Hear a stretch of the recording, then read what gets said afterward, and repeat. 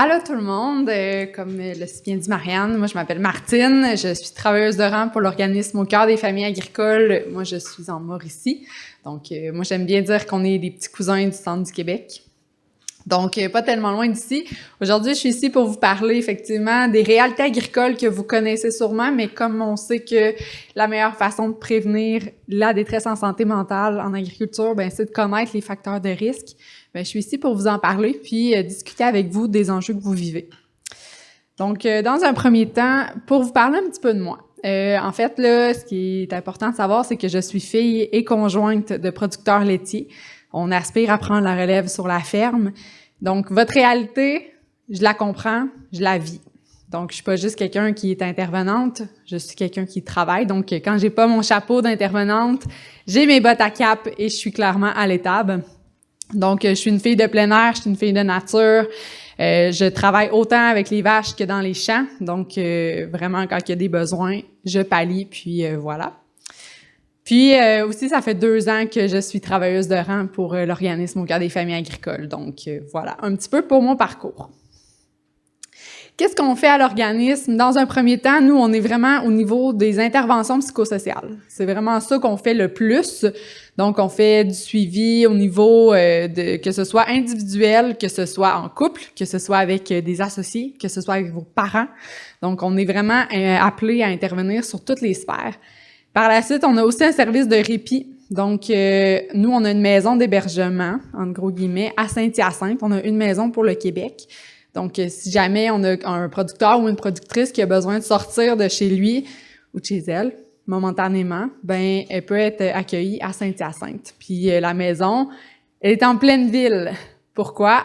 Parce que si on demande à un producteur de sortir de chez eux puis que c'est durant une période où, par exemple, on est dans les champs, ben c'est sûr que d'avoir une maison en campagne où tout le monde autour travaille, ben c'est pas aidant pour le producteur. Fait que la maison est vraiment en pleine banlieue, entourée dans un quartier résidentiel finalement. Puis c'est voulu. Après ça, on a aussi une ligne téléphonique, donc vous pouvez nous téléphoner en tout temps, donc de 8h à 20h, du lundi au samedi, si jamais vous avez besoin de jaser ou besoin de référer quelqu'un. On en viendra un petit peu plus loin. Puis finalement, c'est important de savoir que tous nos appels sont répondus directement par un travailleur de rang. Donc ça veut dire que, contrairement quand vous appelez par exemple au CLSC, ben vous passez pas par 150 postes avant d'avoir un suivi finalement. Vous allez atterrir directement avec un travailleur de rang qui va vous prendre, dépendamment de la région où vous êtes, et qui va vous amener, entre guillemets, à la personne de votre région. Parce qu'on a à peu près 1 à 2 travailleuses de rang par région, dépendamment de la grosseur de la petite région, finalement. Après ça, concrètement, je fais quoi? Je vous rassure, je suis pas toujours à cheval sur les vaches. Donc, comme je disais tantôt, nous, on a vraiment des services qui sont hyper personnalisés, qui sont modulés. Ça, c'est vraiment un point important, selon les besoins de la personne. Donc, c'est-à-dire que si j'ai un producteur ou une productrice qui peut juste un 15 minutes par jour ou qui peut juste un 2 heures par 6 mois, ben c'est correct, je m'adapte en fonction de ses besoins à lui ou à elle. Puis, dans le fond aussi, on a vraiment une belle flexibilité au niveau du lieu de rencontre, de la durée et du moment. Donc, c'est-à-dire que moi, je compte pas mon nombre de rencontres. Fait que si la personne elle a besoin d'une rencontre par semaine pendant 1 an, c'est correct. Si elle a besoin d'une rencontre par année, c'est correct aussi. Nous, on est vraiment là pour soutenir puis y aller au rythme de la personne. Puis, ben ça fait que des fois, ben je vais faire des tours de moissonneuse-batteuse parce que c'est le seul moment où le producteur ou la productrice est disponible. Donc, on s'adapte vraiment à toutes les sauces. Important aussi de savoir que tous nos services sont gratuits et confidentiels. Donc ça, c'est quelque chose qui est souvent des fois un enjeu. On le sait, là, c'est pas tout le monde qui a les capacités financières d'aller chercher des services au privé. Donc, important de savoir que nous, nos services sont gratuits et évidemment, personne va savoir si vous venez avec nous. Comment on fait pour demander de l'aide à ACFA? Dans le fond, vous allez voir, ACFA, là, c'est vraiment l'acronyme de Au cœur des familles agricoles. Donc, dans un premier temps, vous pouvez demander de l'aide pour vous ou pour un proche. Ça, je mets vraiment une emphase particulière là-dessus. Si vous référez quelqu'un, c'est vraiment important. Tu sais, par exemple, si vous me dites moi, mon père file pas ces temps-ci, ou tu sais, chez nous, il y a comme une dynamique qui fonctionne plus ou moins bien. C'est vraiment, pour moi, facilitant quand les personnes sont au courant que je vais les appeler. C'est pas toujours facile à faire parce que ça demande des fois sortir de notre zone de confort, ou on n'est pas trop sûr de comment l'autre personne va le percevoir et tout ça. Généralement, les gens ne sont pas insensibles à la bienveillance. Donc, si par exemple, moi j'appelais pour mon père, ben écoute, père, je vois que ça file pas ces temps-ci. Qu'est-ce que t'en penses si j'appelle la travailleuse de rang? Puis après ça, tu décideras si tu veux un suivi ou pas. Tu décideras si tu veux lui en parler. Ça te revient. Mais moi, je suis pas à l'aise de te laisser comme ça. Puis je t'aime trop pour te laisser comme ça. Fait que ça, c'est des petits trucs que vous pouvez donner à votre entourage pour les encourager finalement à aller chercher de l'aide. Mais c'est ça. Ce qui est vraiment facilitant, c'est quand la personne appelle pour et par elle-même. Donc ça, c'est si, par exemple, moi, je vis des problématiques chez moi, ben que j'ai assez d'honnêteté envers moi-même pour prendre le téléphone puis faire comme « Hey, ça va pas ». Donc ça, c'est vraiment facilitant. Après ça, demander de l'aide avec la personne, je viens de l'expliquer. Puis le troisième point, vous pouvez demander de l'aide pour quelqu'un. Fait que ça, c'est si vous me dites, moi, je suis vraiment pas à l'aise que mon père sache que c'est moi qui vous appelle, j'aimerais ça que ce soit anonyme, c'est bien correct. On le dira pas. Par contre, ce qui est important de savoir, c'est que le milieu agricole, c'est petit. Fait que moi, ça se peut, des fois, là, je vous raconte une anecdote. Moi, des fois, c'est arrivé que j'ai, par exemple, un représentant d'une concession de tracteur qui m'appelle pour me dire « Martine, j'arrive de tel producteur, ça va pas. » OK. Puis le gars, il voulait pas que ça se sache que ça venait de lui. C'est bien correct. Sauf que moi, quand j'ai pris le téléphone puis que j'ai appelé le producteur, même si je ne lui ai jamais mentionné qui m'avait appelé, il faut savoir que des gens qui passent sur les fermes, il y en a, mais pas tant que ça. Fait que des fois, les gens font les liens, puis ça, malheureusement, je peux pas contrôler ça. J'aimerais bien ça, mais je peux pas. Fait que il y a dans une certaine mesure, il faut apprendre à vivre avec ça aussi, puis ben tu sais, c'est ça. Je t'aime assez pour m'inquiéter pour toi, puis pour pas te laisser comme ça. Donc, c'est simplement garder ça en tête que des fois, ça se peut que ça sorte malgré le fait que moi, je ne dirai jamais rien. Maintenant, c'est à votre tour de participer avec moi. Donc, dans un premier temps, j'aimerais ça savoir qui ici vient du milieu agricole. Wow! Très cool. Est-ce que vous pouvez me partager un peu de quelle région vous êtes, dans quelle production? Tout le monde en même temps? Ouais. Non? Bécancour, all right. Ferme laitière. Production laitière. Ben, ça va aller plus vite. Qui est dans le laitier? Qui est dans le maraîcher? Cool. Porcin? Volaille? All right. Autre secteur, genre mouton, acéricole. Avez-vous acéricole? Oui. Une petite partie. OK. Cool. Donc, dans un premier temps, d'après vous, depuis combien de temps l'organisme au cœur des familles agricoles existe? Et dans un deuxième temps, combien il y a de travailleurs de rang à l'organisme? Qui a envie de se risquer? Ouais.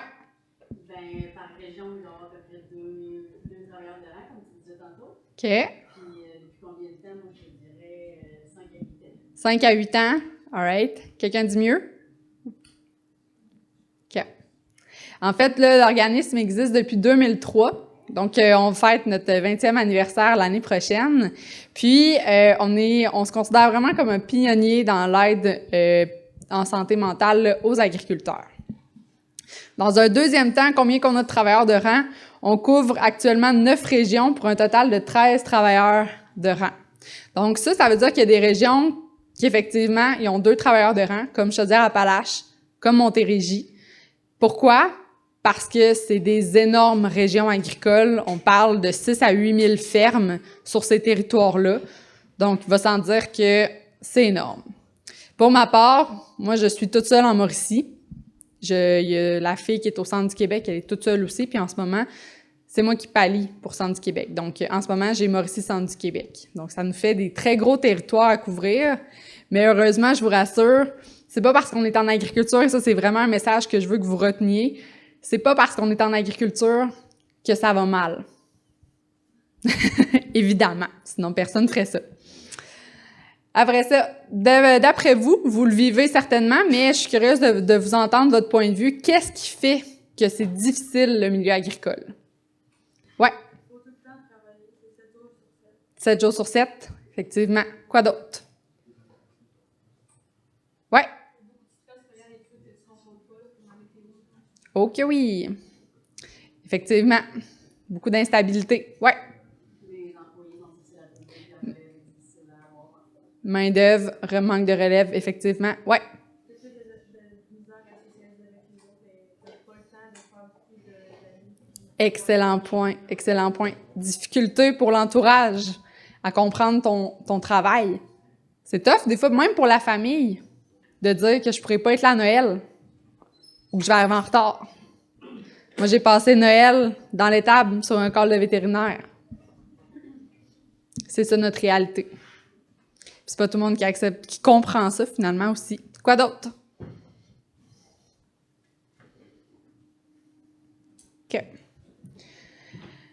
En fait, là, d'entrée de jeu, vous le savez comme moi, il y a plusieurs facteurs qui sont fragilisants. Donc, on va voir aussi des incertitudes liées au marché, ceux qui sont dans les secteurs comme le bovin de boucherie, c'est ça, bovin de boucherie, poulet, tout ça. Donc, ça, c'est des incertitudes liées au marché. Pression de l'opinion publique.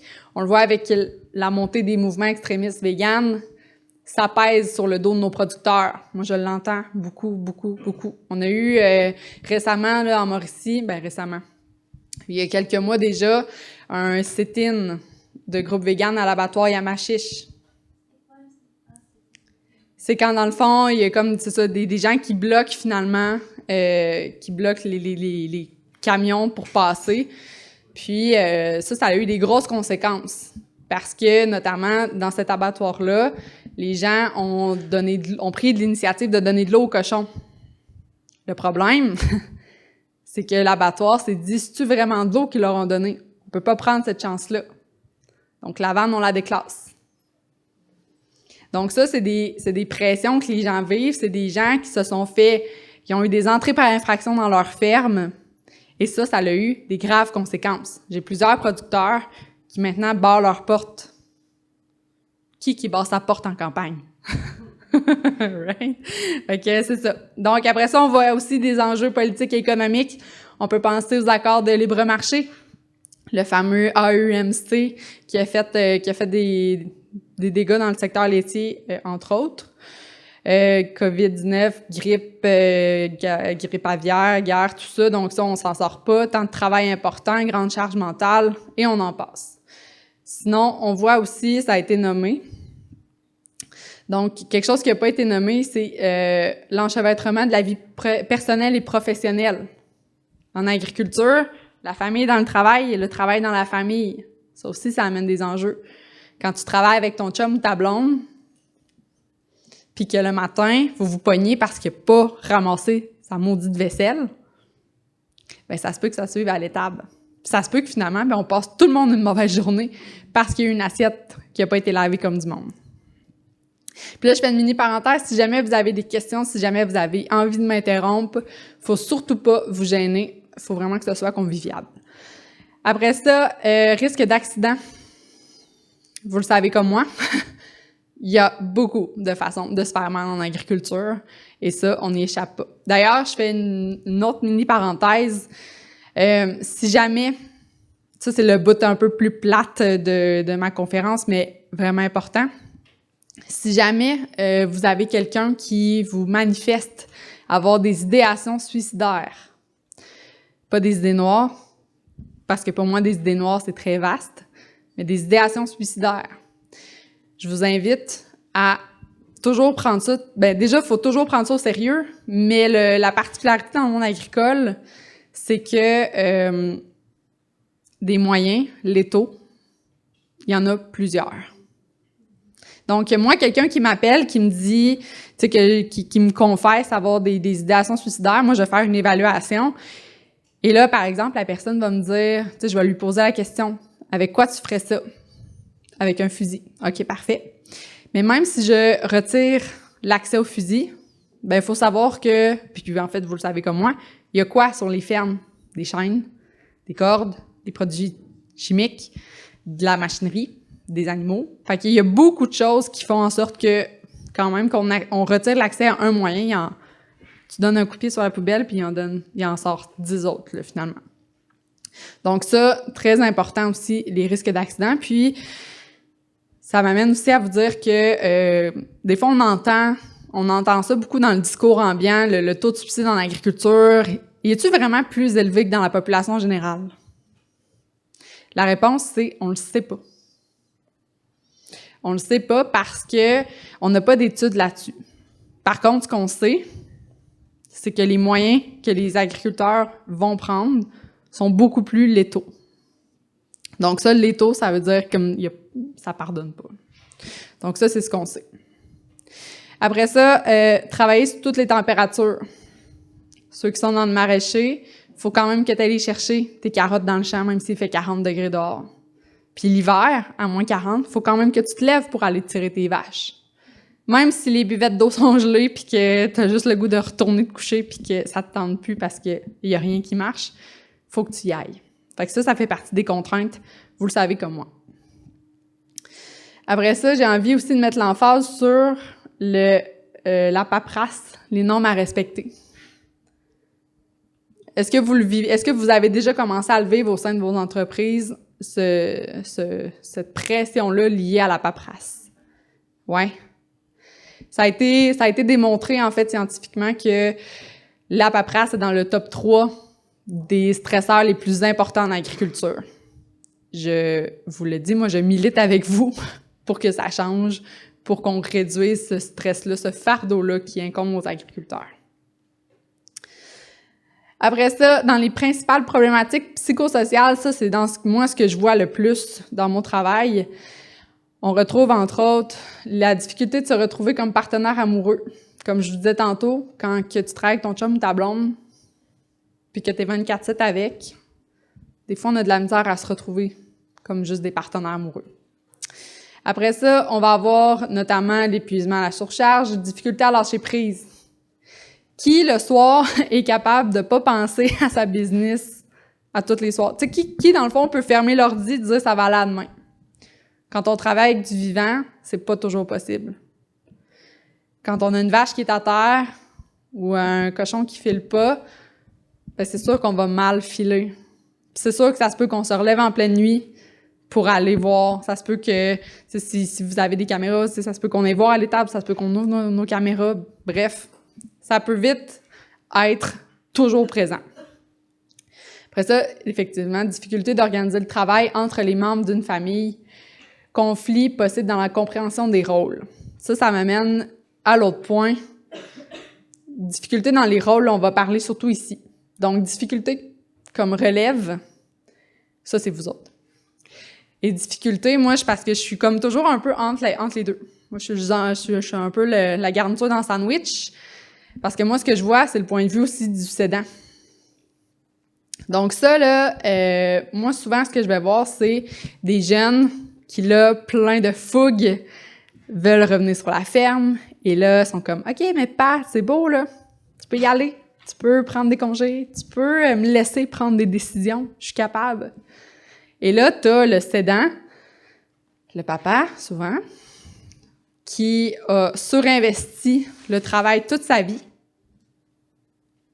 à défaut d'avoir investi d'autres sphères, donc les loisirs, tout ça, et qui, là, se retrouve avec un jeune qui lui pousse dans le dos pour qu'il s'en aille, mais là, moi, souvent, ce que je vois, là, c'est comme si les gens étaient au bord d'une falaise. OK, là, mon jeune me demande de partir, mais je sais pas quoi faire. Je sais pas pour aller où, puis j'ai jamais investi d'autres choses. Fait que là, on se retrouve avec des messieurs ou des madames, finalement, qui sont comme « Oh, c'est trop insécurisant, fait que je vais retourner travailler. Je vais retourner sur les... Mon gars, ma fille a besoin de moi. » Et ça crée souvent des conflits parce que vous, comme relève, souvent, moi, ce que je vois, c'est que vous avez peur aussi de ne pas prendre les bonnes décisions. Il y a les chapeaux qui sont mêlés. Moi, j'appelle ça comme ça. Les chapeaux de fils, d'entrepreneurs, de conjoints, de conjointes. Des fois, tous ces chapeaux-là sont mêlés. Ce qui fait en sorte que c'est dur aussi pour vous de trouver votre place et de la prendre. Pas juste de la trouver, de la prendre. Donc, ça aussi, c'est important. C'est dans les trucs qu'on voit souvent, finalement. Après ça, difficulté à se relever après un accident. Il y en a-tu ici qui se blessent? Ça ferme. Ouais.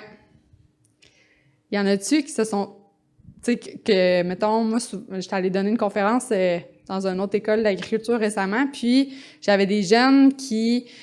On venait de finir l'encelage. J'avais des jeunes qui dormaient sur leur bureau parce qu'ils venaient de se claquer la nuit à enceler. C'est une réalité qui vous parle, ça? Ouais. Fait que ça aussi, ça devient fatigant. Parce que là, on vous demande d'être bon à l'école, d'être bon sur la ferme. Ça fait quand même beaucoup de rôles à porter, finalement. Puis après ça, on l'a nommé tantôt, difficulté à l'entourage de comprendre le métier, de s'adapter à l'horaire ou au manque de spontanéité. Souvent, une autre chose que je vois régulièrement, je veux pas être stéréotypée ni c'est ça, mais souvent, moi, ce que je vais voir, c'est des conjointes qui vont tirer un peu sur la manche de comme « Hey, mais moi, j'aimerais ça partir 6 mois en voyage backpack autour du monde. » C'est pas vraiment conciliable avec le type de vie qu'on a choisi. Ça crée des frustrations, ça crée des déceptions. C'est tough de remplir ce rôle-là aussi. Donc ça, c'est des choses qu'on voit aussi souvent.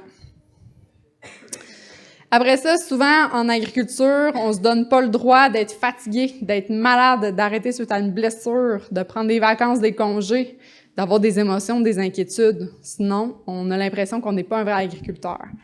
Ça m'amène à parler d'une chose, de plusieurs choses en fait, d'arrêter suite à une blessure. Et là, je vous le dis, ne faites jamais ça. Je ne suis pas ici pour donner des conseils médicaux, pas du tout. Mais, petite anecdote personnelle, moi, mon père, il y a quelques années, travaillait sur une herse à disque. Et là, dit à l'employé, « Porte pas à machine, j'ai les mains dedans. » Et oui. Il est arrivé ce qui devait arriver. L'employé, par inadvertance, a parti de la machine quand mon père avait la main d'un couteau. Ce que ça l'a fait, il a vraiment été chanceux, somme toute. Ce que ça l'a fait, ça l'a juste comme scalpé un bout de peau de la main. Un bon bout de peau, mettons.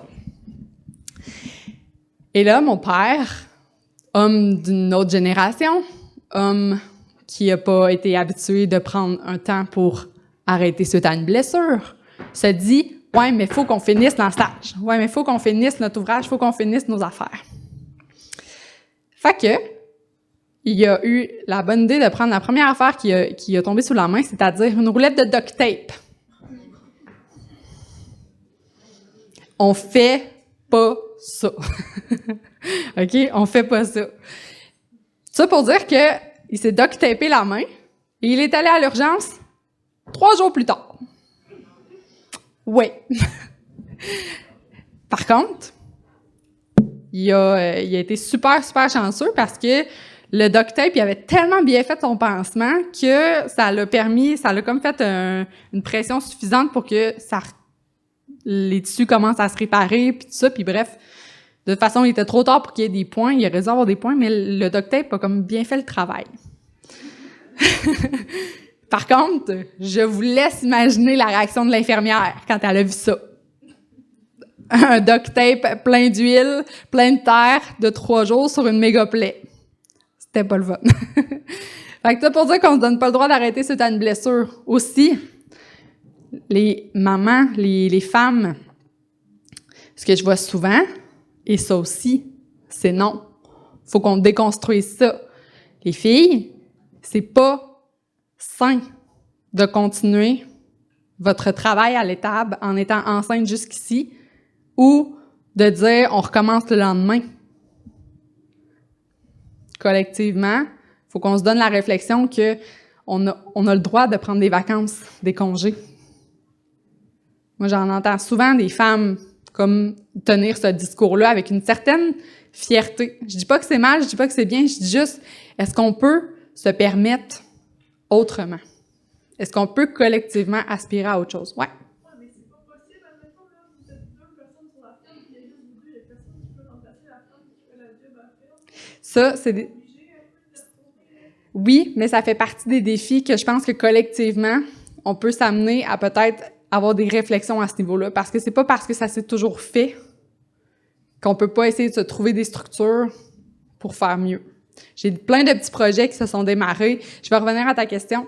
J'ai plein de petits projets qui se sont démarrés pour permettre des échanges, pour permettre au moins de se donner quelques jours off, avant puis après, surtout des événements comme des naissances.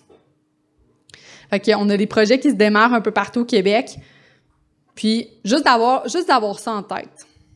C'est sûr que des fois, c'est pas évident. C'est sûr que des fois, c'est pas conciliable. Je suis tout à fait d'accord avec ça. Mais ne serait-ce que juste de le garder en tête. Ouais. C'est beau d'avoir des réfléchir et dire que oui, idéalement, tu ne travailles pas à la ferme après que tu aies un bébé, mais en même temps, comme sans contrainte financière réelle. Et voilà. Et voilà. Ça va passer. Donc, avez-vous des connaissances de comme contraintes financières qui peuvent donner de l'argent concrètement à des femmes? Ben, mettons, je vais parler pour moi, ma région, c'est en cours d'études, c'est en cours de réflexion. Je sais que ça se fait aussi ailleurs au Québec. Je sais qu'il y a des regroupements entre fermes qui se passent de la main-d'œuvre pour permettre de se donner des breaks. Tu sais, par exemple, moi, j'ai des fermes qui, individuellement, peuvent pas garantir un 40 heures à de la main-d'œuvre. Mais que 2 fermes ensemble peuvent donner un 20 heures chaque. Fait que ça donne déjà un lousse. Fait que tu sais, c'est de juste réfléchir à... Puis tu sais, je vous dis ça, vous n'êtes pas obligé de le faire, mais d'avoir... tu sais, si jamais vous avez envie de vous impliquer pour, justement, pousser les idées un peu plus loin, pousser les initiatives pour que vous aussi, pour que tout le monde puisse en profiter par la bande. Est-ce que ça répondait un peu à vos questions?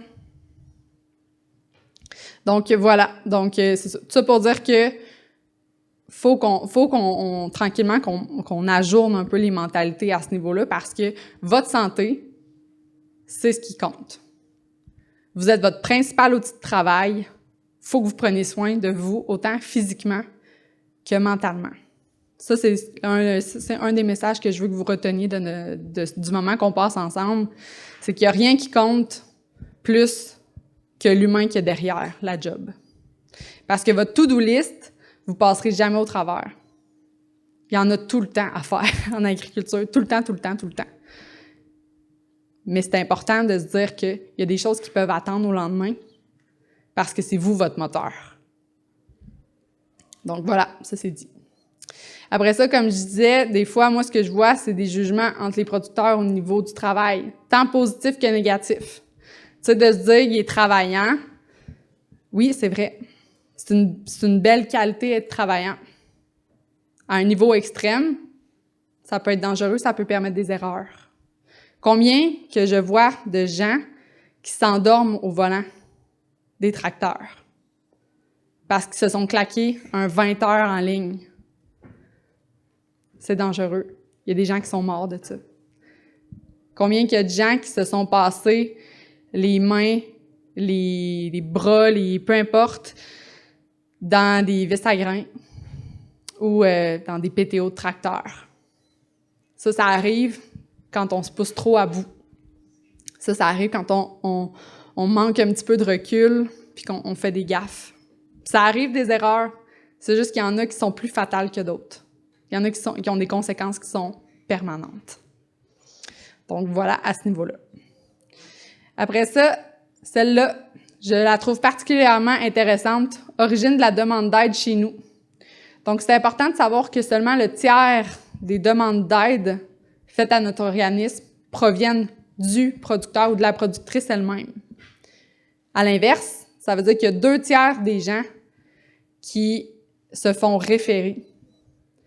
Donc, moi, ce que ça m'indique, c'est qu'il y a beaucoup de gens qui sont comme dans une espèce de bulle où ils ne se rendent pas compte qu'ils vivent la souffrance, qu'ils vivent la détresse. puis que c'est les autres autour qui lèvent les flags. Donc ça aussi, à faire attention, puis à le garder dans un petit espace dans notre tête. Donc, pour la suite, d'après vous, pour quel type de production on a eu le plus de demandes à l'organisme en 2020? Le laitier, le porcin, les grandes cultures ou les bovins de boucherie? J'ai pas compris. Vous l'avez dit, répétez-le. Laitier, oui. Grande culture, laitier. En fait, là, ce qu'on voit, c'est le laitier, mais ça dépend.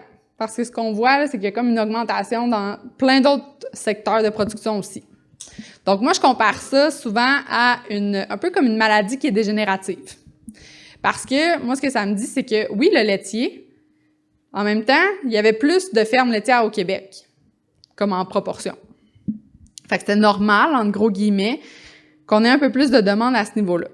Par contre, ce qu'on voit quand il y a une augmentation dans les autres secteurs, c'est que là, oups, c'est comme si, là, il y avait juste le laitier qui allait pas bien. Donc, c'est comme s'il y avait juste mon bras qui était déficit, qui avait comme des petits problèmes. Mais c'est que là, oups, le maraîcher commence à moins bien aller. Oups, grande culture commence à moins bien aller. Oups, porcins n'ont pas été épargnés non plus dans les dernières années. Donc, moi, ce que ça me dit, c'est que au final, il y a un grand pan de notre agriculture qui commence à avoir des difficultés. Ouais.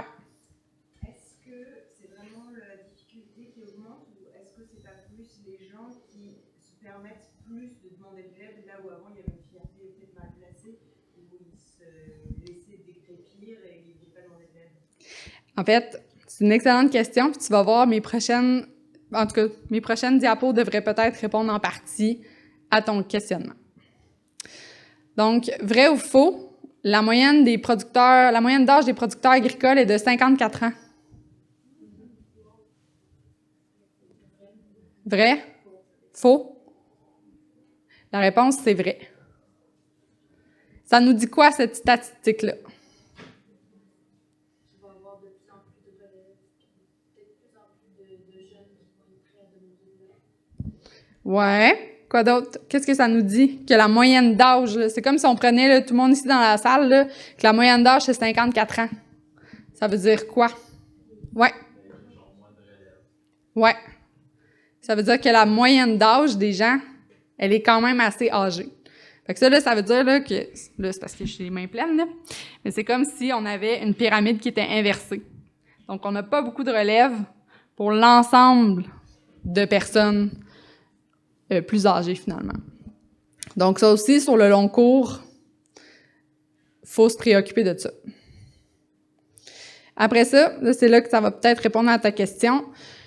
La plupart des hommes, là, c'est des hommes parce que c'est surtout notre clientèle, qui demandent de l'aide sont âgés entre 15-25, 25-35, 35-55 ou 55 et plus.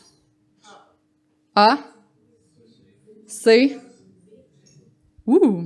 Plein de participation pour cette question. La réponse, c'est 44 ans.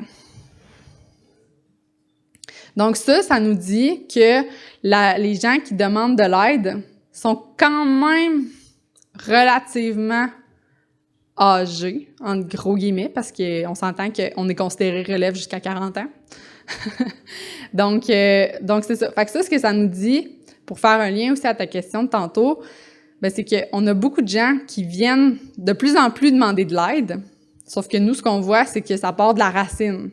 Dans le sens que vous êtes, à mon image à moi, vous êtes comme la racine des plantes.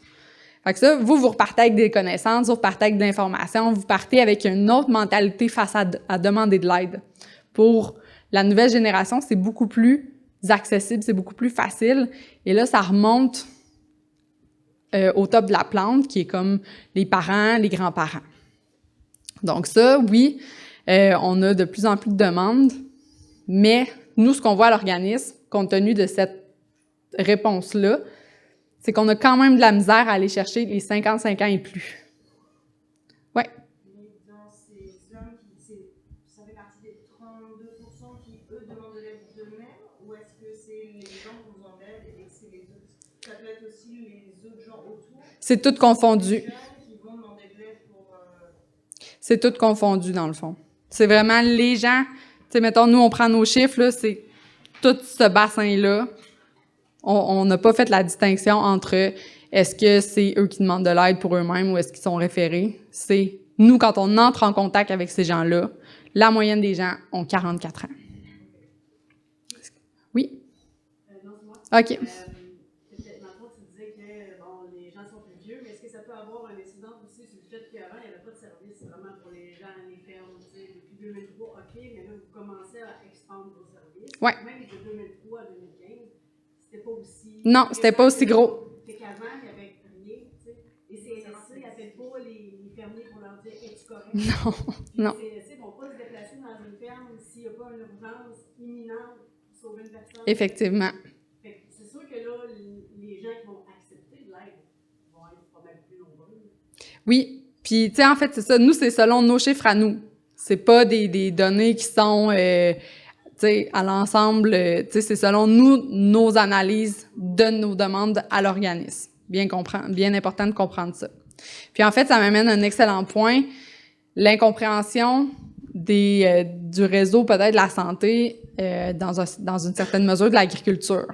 Moi, j'ai envoyé récemment un agriculteur voir son médecin de famille parce que je suspectais une dépression.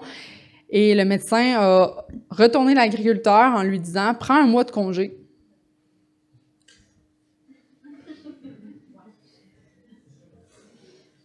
C'est ça. Fait que ce producteur-là ne retournera pas voir son médecin. Ce producteur-là a perdu confiance en demandant de l'aide, finalement. Puis moi, il faut que je travaille 2 fois plus fort après pour être et avec le réseau et redonner confiance à ce producteur-là. Donc, ça fait partie des défis aussi qu'on vit à tous les jours dans notre travail. Après ça, vrai ou faux?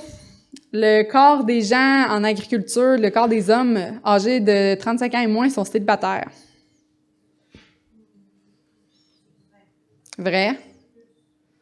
Vrai, faux, on ne sait pas. Vrai? La réponse, c'est vrai. Pourquoi vous pensez que j'ai mis ce chiffre-là? Pourquoi vous pensez que j'ai mis cette statistique-là? Ouais. Pour montrer qu'ils sont isolés. Montrer qu'ils sont isolés. Qu'est-ce qu'on vit généralement, là? Encore une fois, c'est des très gros stéréotypes, là, mais qu'est-ce qu'on vit généralement entre 20 et 40 ans? Oui. Oui, avoir une famille. Donc moi, pourquoi j'ai mis ça? Pour rappeler l'importance, pour vous, la relève, d'avoir un certain équilibre de vie. Puis de ne pas surinvestir nécessairement toujours le travail. Pourquoi? Parce que moi, ce que je vois souvent, c'est des gens qui arrivent à 44 ans, à peu près, et qui, là, sont établis, ont pris la relève, ont une belle entreprise qui roule bien, et qui, là, se retournent puis font comme « Ah, shit! J'aurais aimé ça avoir une famille, j'aurais aimé ça avoir des enfants, puis des fois, ben ça l'a pas toujours à donner. » Ouais. Juste pour clarifier, un quart des hommes âgés de 35 ans et moins, c'est comme un quart des agriculteurs ou juste comme des hommes dans la population en général? En agriculture. OK, puis c'est quoi la différence? Comme, c'est quoi l'incidence de personnes qui sont célibataires en dessous de... Comme, est-ce qu'il y a vraiment plus d'hommes célibataires en agriculture que comme dans la... Ben en fait, c'est pas tant ça le point, plus que de rappeler l'importance de garder un équilibre de vie. Puis aussi, moi, c'est ça. Moi, ce que je vois, c'est que j'ai des gens dans ma clientèle qui se retournent à un moment donné et qui font « J'aurais aimé ça avoir des enfants. Je pense que j'ai passé tout droit. » C'est plus à ce niveau-là de rappeler l'importance de prendre soin de soi, de rappeler l'importance de voir, tu sais, la business va toujours être là, mais de prendre du temps pour trouver un équilibre dans tout ça. Même si c'est pas facile, même si vous avez plein de défis, même si vous avez plein de contraintes, moi, ce que je veux, c'est d'avoir des agriculteurs qui sont durables sur le long terme. Et comment on fait ça? Ben, c'est en prenant soin de vous un petit peu à chaque jour. Voilà. Après ça, combien de fermes on perd à peu près chaque année au Québec? Bon an, mal an. A, entre 50 et 100, entre 100 et 300 ou plus de 300. B, A, B, C. En fait, là, bon an, mal an, on perd entre 250 et 300 fermes au Québec par année. Donc, plus ou moins une ferme par jour. Ça, c'est les chiffres bon an, mal an. On a vu avec la pandémie une demande historique, là. On n'a jamais eu autant d'étudiants qui se sont inscrits dans les écoles d'agriculture. On a vu un retour à la ferme. On a vu une augmentation des entreprises agricoles dans la dernière année, dernières 2 ans. Ça, c'est historique. C'est vraiment chouette, puis on veut que ça continue. Mais bon an, mal an, on perd quand même beaucoup de fermes au Québec. Par contre, ce qui est important de savoir, c'est qu'on perd des fermes, mais le paysage agricole se modifie aussi. Donc, on a des fermes qui grossissent, on a des fermes... Tu sais, fait que on a quand même le même volume agricole, c'est juste que le paysage se modifie, et ça, vous en êtes conscient autant que moi.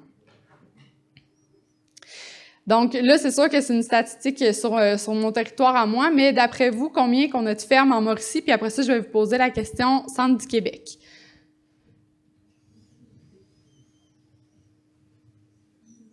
Donc, Mauricie, environ 500, environ 1000 ou 2000 et plus. B. Donc, moi, en Mauricie, je suis maintenant passée sous le cap des 970 fermes. Je suis à 965 fermes. Pas Montérégie. Centre du Québec, combien qu'on a de fermes sur le territoire? J'ai pas compris. C'est plus de 2000 au centre du Québec?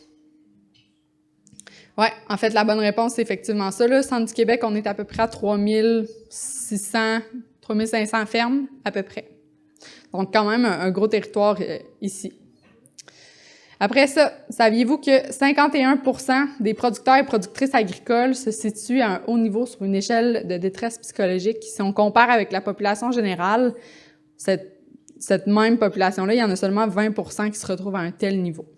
Donc, encore une fois, l'importance du message que je veux vous faire passer aujourd'hui, c'est de tendre à l'équilibre, de toujours prendre un petit peu de temps pour prendre soin de vous. Encore une fois, on risque de me répéter, vous êtes votre principal moteur. Moi, ce que je veux, c'est d'avoir des agriculteurs en santé physique et mentale. Moi, ce que je veux, c'est d'avoir des agriculteurs qui ont du plaisir à faire ce qu'ils font dans un cadre qui est un peu plus sain, finalement. Ce qu'on voit dans cette détresse-là, c'est qu'il y en a quand même pas mal qui font des cas probables, évidemment, d'anxiété et de dépression. Donc, encore une fois, on veut être durable sur le long terme, on veut prendre soin de soi. Ça, comment ça se traduit chez vous? Prendre soin de vous, c'est bien beau, c'est bien vague, mais dans quelle mesure vous accordez ce temps-là, finalement? Qu'est-ce que vous faites dans votre quotidien qui vous fait du bien? Est-ce qu'il y en a qui ont envie de nous partager leur recette? Ouais. Ouais, effectivement. Passer du temps avec des amis, ouais. Sortir de la ferme. Sortir de la ferme.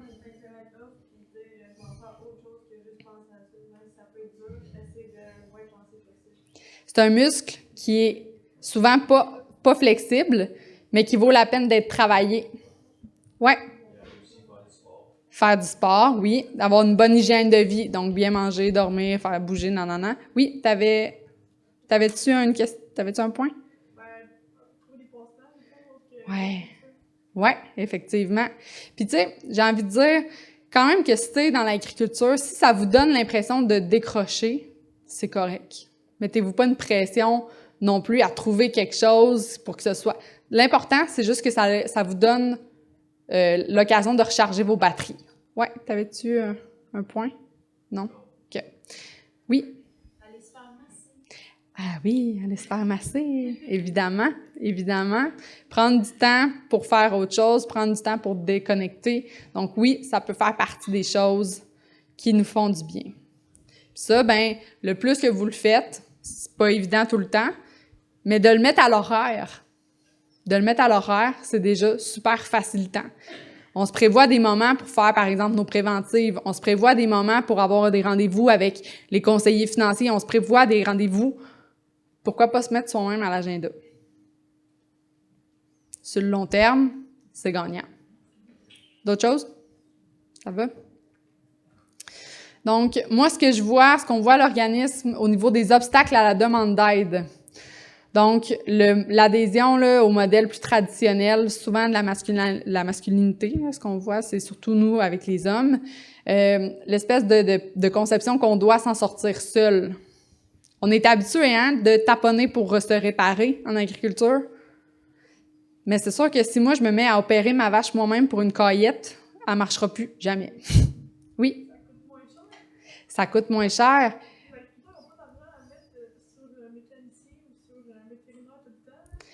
Oui, ça, je suis d'accord, mais des fois, tu n'as pas le choix.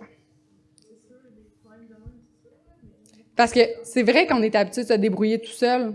C'est une belle force. Mais des fois, c'est important de se donner le temps de se déposer puis de se dire que c'est au-dessus aussi, des fois, de nos compétences. C'est pas vrai qu'on a tous les outils pour toujours se réparer.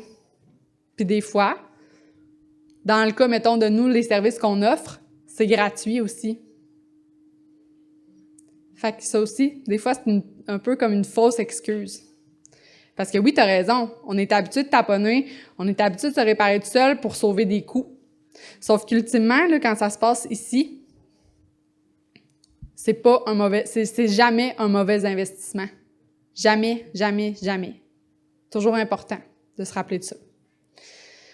Après ça, stigmatisation des problèmes de santé mentale. Donc, on a souvent encore la conception des fois que... Moi, j'entends souvent des gens dire « Ouais, mais un tel a plus besoin des services que moi, tu sais. » Mais pourquoi attendre que le bain déborde? Juste une petite maintenance au garage, des fois, ça fait juste bien, puis c'est juste de ça qu'on a besoin. Fait que pas nécessairement attendre puis de se dire qu'il y en a qui ont plus besoin que nous. Ça, c'est encore une fois, c'est un faux argument. Ouais. Je me questionne juste par rapport à la place des femmes dans votre organisme. Oui. Là, je mets comme je sais que je mets un stop à deuxième coup, là, mais est-ce qu'il y a une proportion quelconque?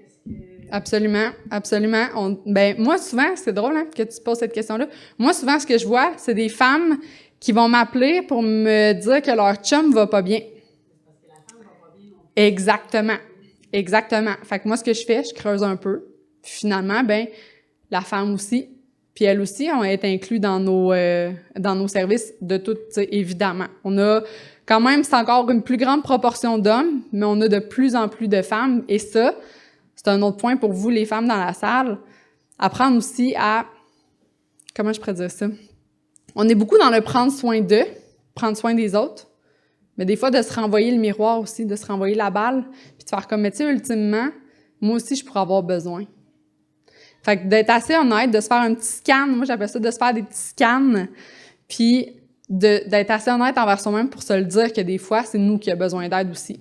Puis des fois, comment on peut aider les autres, c'est en s'aidant soi-même. Ouais. Est-ce que vous donnez des services à la femme seule et à l'homme seul? Est-ce que vous donnez des services en faux? Comme je disais tantôt, on peut faire toutes ces réponses-là. Comme, c'est ça, on peut faire des interventions de couple, on peut faire des interventions individuelles. Des fois, ça se peut, par exemple, que moi, j'ai la femme, puis une de mes collègues va avoir le ou la partenaire. Puis, ça se peut qu'on fasse des rencontres à 4. Tout ça, c'est du cas par cas aussi. C'est dépendamment des besoins de la personne, c'est dépendamment de ce que il ou elle désire, finalement. J'en ai pas... J'en ai, mais j'en ai pas là.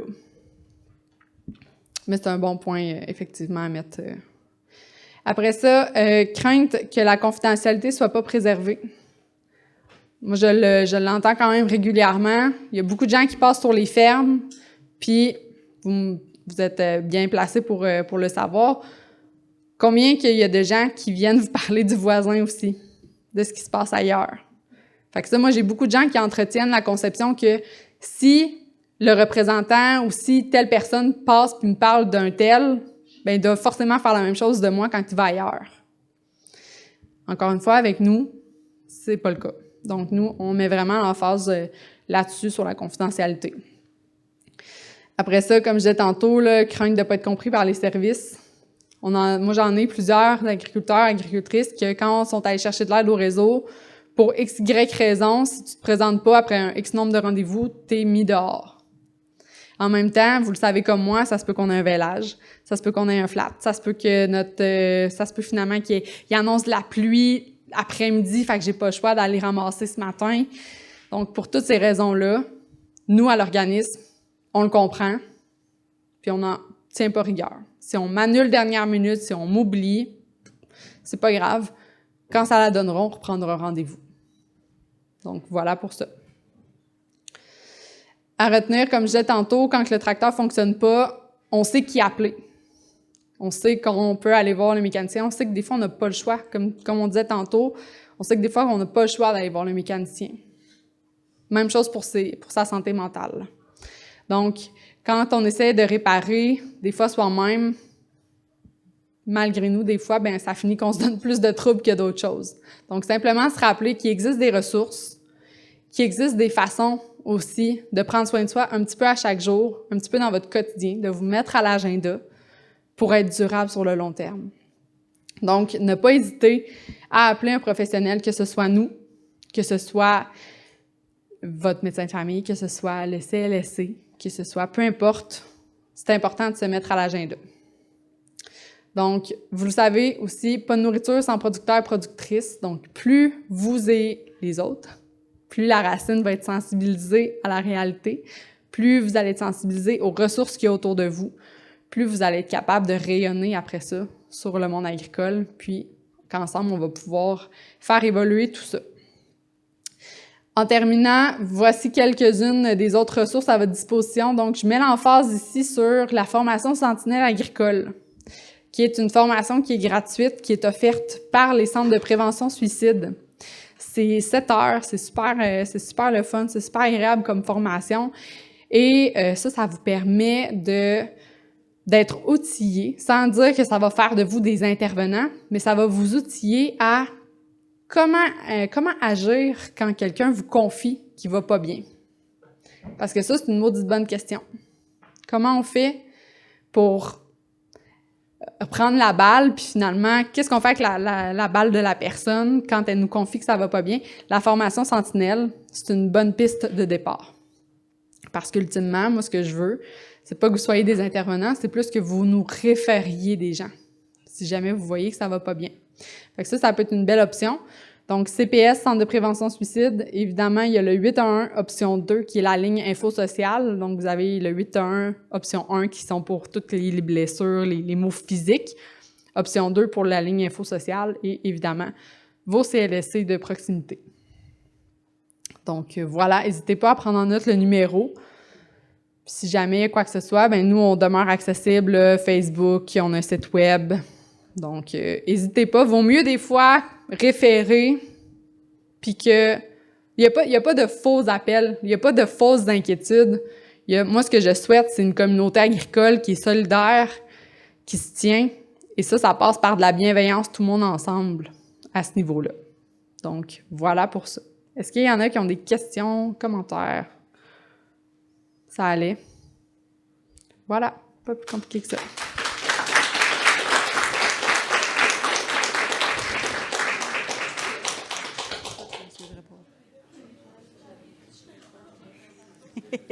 Bonjour tout le monde, merci d'être là. Ça nous fait plaisir. On est le CALAX, Centre d'aide et de lutte aux agressions à caractère sexuel. Mon nom, c'est Julie. Je suis chargée de projet.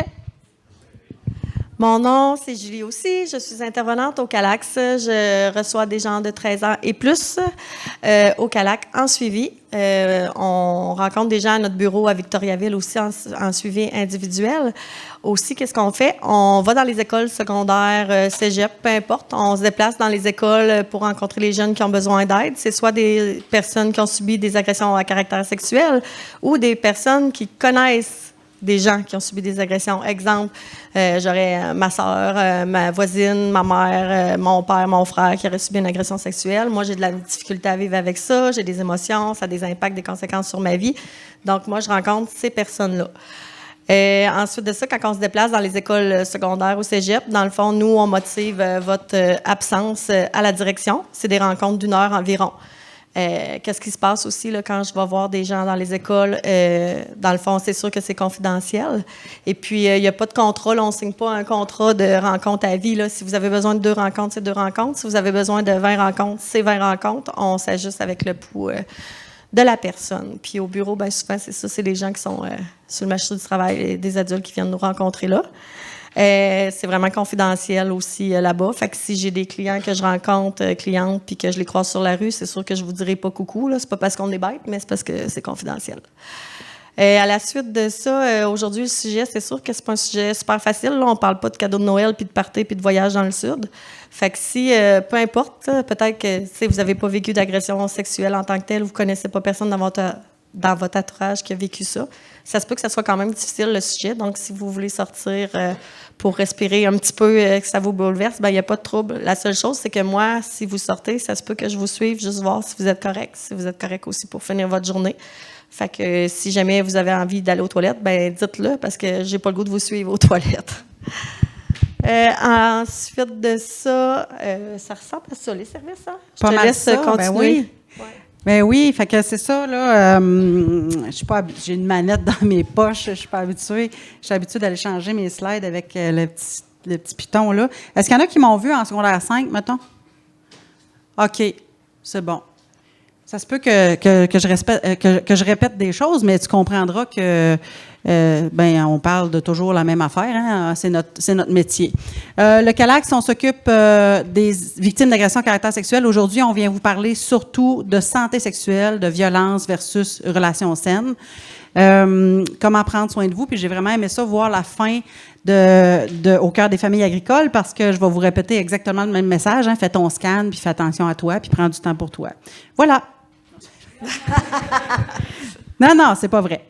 Le CALACS, on prend soin des victimes d'agression à caractère sexuel parce que les victimes ont beaucoup de conséquences possibles. Julie, dans ton bureau, tu peux peut-être nous éclairer là-dessus. Oui, bien souvent, les conséquences des agressions sexuelles, ça fait que la personne peut vivre de l'anxiété, du stress, dépression, des suicidaires, automutilation, honte, culpabilité. C'est toutes des choses, des impacts, des conséquences ensuite qui peuvent arriver.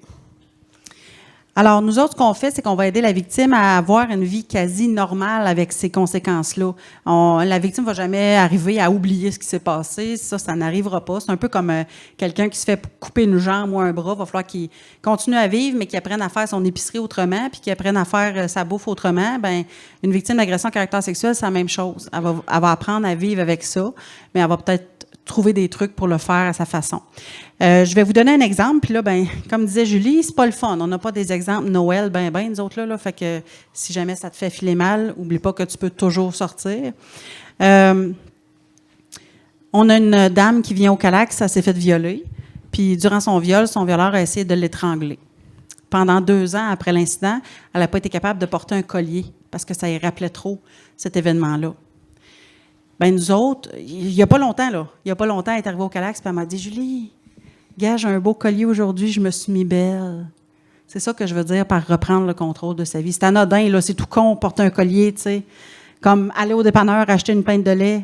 On devrait être capable de faire ça dans une vie normale. Les victimes, ça arrive des fois que ces petites choses-là ne sont pas capables. Puis c'est normal, puis c'est correct. Fait que nous autres, on va les aider. On a plusieurs moyens pour faire ça. Vous êtes bien placés pour savoir pourquoi j'ai des chiens sur ma photo.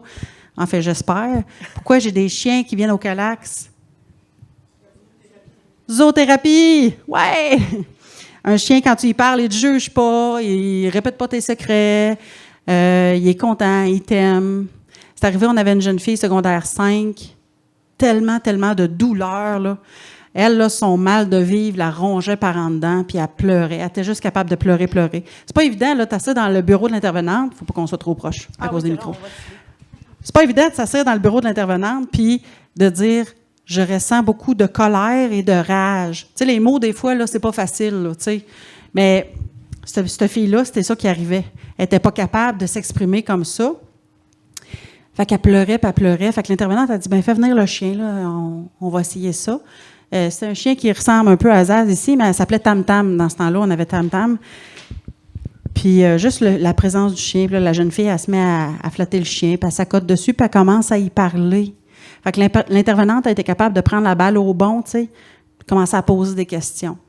Fait que c'est ça qu'on fait au Calax, puis on a toutes sortes de façons de le faire. Les chiens, c'en est un. On a des journaux créatifs, on a des ateliers.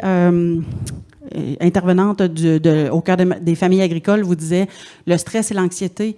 On a des ateliers là-dessus. C'est moi qui anime une série de 6 ateliers pour savoir comment mieux vivre avec les effets du stress et de l'anxiété. Fait que, on va vraiment aider les victimes de toutes sortes de façons. En passant, nos ateliers sont ouverts. Ça veut dire que vous n'avez pas besoin d'avoir été victime pour venir à nos ateliers. Et voilà. Hey, j'ai encore ma manette. Ouh!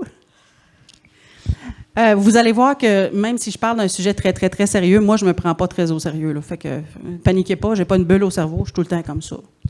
Oui, Ça. évidemment. Je confirme. Il m'aime pareil. Objectif de la rencontre, sensibiliser, vous parlez de ce qui n'est pas parlable, vous parlez de comment on peut faire mieux, vous parlez de comment prendre soin de soi, dans le fond. Des fois, on vit des choses, on a vécu des choses, puis on n'est pas sûr, on se pose des questions, bien, on est là pour ça. Julie, tu disais, c'est pas un contrat de 15 rencontres. Des fois, c'est juste un appel. Tu appelles au numéro de téléphone du Calax. « Hey, Julie, je t'ai vu en présentation. » Peu importe laquelle des deux, on va être capable de répondre, c'est extraordinaire. « Je vous ai vu en présentation, puis tu as dit ça, puis j'ai une question là-dessus, puis je pense que, puis c'est correct. Hein, on n'a pas de contrat, puis on est là pour vous parler de ces choses-là. » Vous voyez que mes animations, je vous ai dit, moi, je me prends pas au sérieux. Mes animations sont très cartoon, là. C'est voulu parce que le sujet est très, très difficile. Fait que c'est ma façon de me protéger à moi. Je fais le clown un petit peu. Mais j'espère que ça passe pas comme un manque de respect. J'espère que c'est pas ça. Pour nous rejoindre, ça va être quand même assez facile. À la sortie, on va vous remettre un crayon. Notre numéro de téléphone est écrit dessus. Fait que, voilà. Si vous ne le voulez pas, vous ne le prenez pas. On ne va pas jamais forcer personne à faire quelque chose qu'il ne veut pas. Ça serait pas mal anti-Calax de notre part de faire ça. Une agression à caractère sexuel, là, si tu veux, tu peux te libérer. Oui. Tu peux rester avec moi. Dans le fond, je vais animer le reste de la sensibilisation. Mais Julie reste avec nous. Fait que si vous avez des questions, on est toutes les deux là. On va rester un temps après l'animation pour accueillir vos questions, vos commentaires, quoi que ce soit. Alors, une agression à caractère sexuel, dans le fond, c'est un geste qui est commis, un geste à caractère sexuel qui est commis sans le consentement de la personne visée. C'est souvent fait à partir de chantage, de manipulation. Là, je veux quand même votre participation. Vous êtes pas tant, on est capable de faire ça. C'est juste que je vois pas super. Ah, là, je vous vois. C'est quoi, mettons, des exemples de chantage ou de manipulation? Ça ressemble à quoi? Soyez pas gênés. OK, je vais vous donner des indices. Ah, mais tu sais, t'es tellement belle. Je t'aime tellement. Tu sais, moi, j'ai des besoins dans le fond, là, puis il faut les combler, ces besoins-là, parce que sinon, je vais aller voir ailleurs. Ça, c'est du chantage et de la manipulation. OK? Surtout dans le cas des enfants, hein, tu sais. Ah, tu sais, mon oncle, ma tante, là, t'as fait un beau plaisir à Noël, je t'ai acheté du chocolat, je te garde, me semble, tu pourrais me gâter aussi. Viens, on va jouer à un jeu. Ça, c'est du chantage et de la manipulation. Un geste à caractère sexuel avec contact physique. Bien, souvent, quand on parle d'agression à caractère sexuel, on pense à viol, mais il y a aussi attouchement, frotteurisme. Mais un geste à caractère sexuel sans contact physique, ça a l'air de quoi?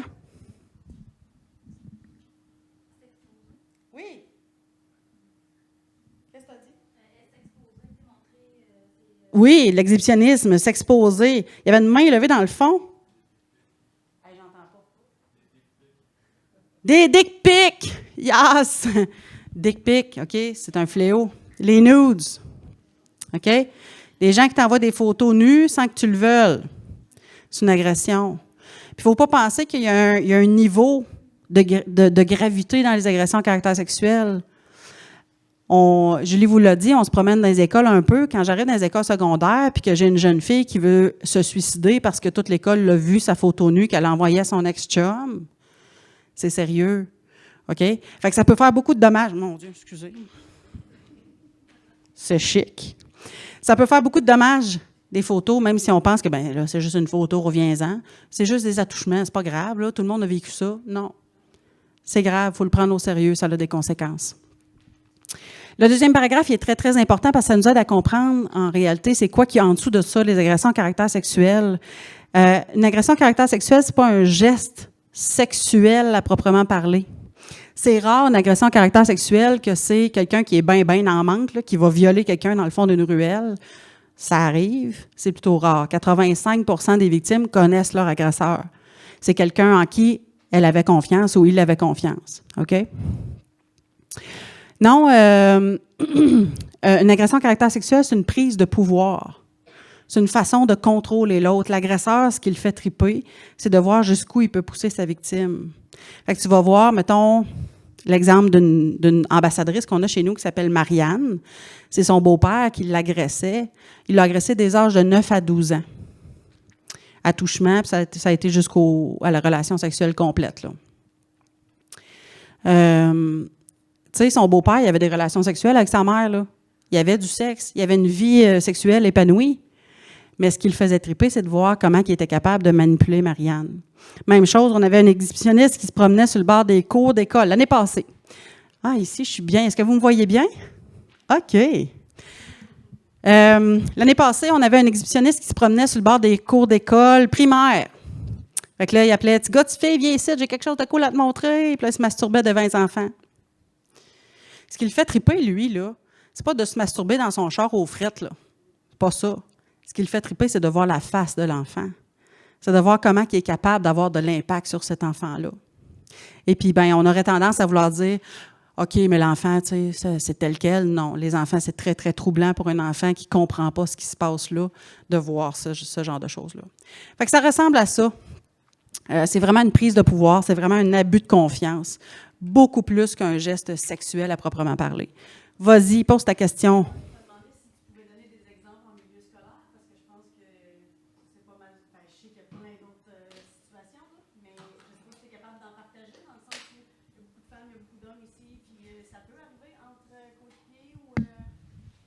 Mais-en, ben oui, mais-en. Meilleurs amis, t'es dans un party, t'as bu 2 bières, t'es chaud d'ail un petit peu. Hop, il y a quelqu'un qui va vouloir en profiter. Ça aussi, c'est une agression à caractère sexuel. Je m'en fous comment tu as pris d'alcool, c'est pas une raison pour profiter de toi. Crème Julie, tu t'en viens-tu nous donner des exemples? Ah.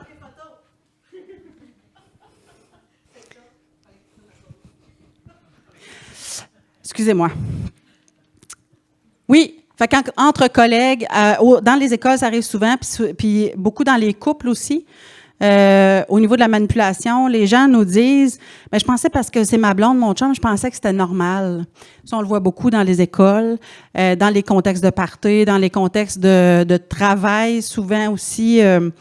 On va aborder beaucoup le harcèlement en contexte de travail. Tu sais, malheureusement, en 2022, je suis encore obligée de dire non, ta joke de crack de boule, tu la fais pas. OK? Ça fait que ça va arriver. Je ne sais pas si ça répond à ta question. Tu voulais des exemples plus précis que ça? Oui. Oui, bien, c'est ça. Sinon, dans le cas, mettons, d'un modèle d'affaires, moi, je ne suis pas fille de cultivatrice, là. J'ai grandi en campagne, mais je ne connais pas tant votre monde que ça. Mais dans le cas de business qui sont plus modèle familial, bien là, le danger est plus la loi du silence. Hein. Si tu en parles, tu vas briser la famille. Puis là, ben, tu sais, c'est toute la business. Puis là, ben, c'est là que c'est dangereux. Alors, ça, c'est quelque chose qu'on voit aussi, là, tu sais, ouais, mais pense-y, là, si tu le dis, là, qu'est-ce qui va arriver, là, on va tout payer, on va passer pour quoi, tu sais, tu veux que tout le monde sache ça? Ça aussi, ça arrive, là, dans les business qui sont plus modèle familial, un peu.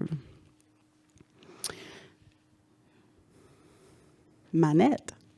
OK, je vais en revenir, hein? Je vous dis, ça devrait être la dernière fois. On estime qu'environ une femme sur 3 a déjà été victime ou sera victime dans sa vie d'une agression à caractère sexuel et un homme sur 6. Ce sont les chiffres qu'on a par rapport aux plaintes à la police. Nous autres, au Calax, on a des chiffres différents dans le sens où est-ce que il n'y a pas beaucoup d'hommes qui vont parler à la police, mais il y a beaucoup d'hommes qui viennent nous parler à nous. OK? Parlant de police, on va faire un petit aparté police. On peut accompagner les victimes dans le processus judiciaire. C'est quelque chose qu'on fait, on protège la victime parce que c'est une épreuve quand même assez difficile pour les victimes, le processus judiciaire. Mais on n'est vraiment pas obligé d'y aller. Si la personne elle veut juste se sentir mieux et avoir une vie quasi normale, retrouver une vie avec un peu moins d'anxiété, un peu moins d'idées suicidaires, des trucs comme ça, ben on l'accompagne là-dedans et c'est tout. On n'est jamais, jamais obligé d'aller à la police. Fin de la parenthèse police. Donc, je vous disais que nous autres, on sait qu'on a plus de gars qu'un sixième qui sont victimes, mais qu'ils n'en parlent pas. Est-ce que vous savez pourquoi les hommes n'en parlent pas? Oui.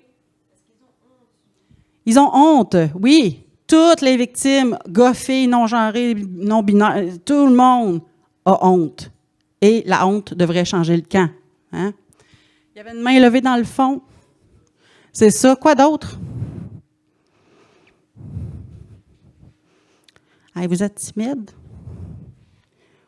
C'est gênant? Oui? La peur du jugement. Un gars, hein, c'est solide, c'est fort.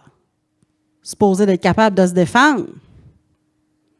Non. Les victimes, la plupart du temps, vont figer quand ça leur arrive. Ils comprennent tellement pas ce qui se passe là, que ce soit un adulte, un enfant, ils comprennent pas ce qui se passe là, fait qu'ils figent. Puis là, ils vont te dire, les messieurs vont nous dire, je comprends pas que j'ai pas été capable de faire quoi que ce soit.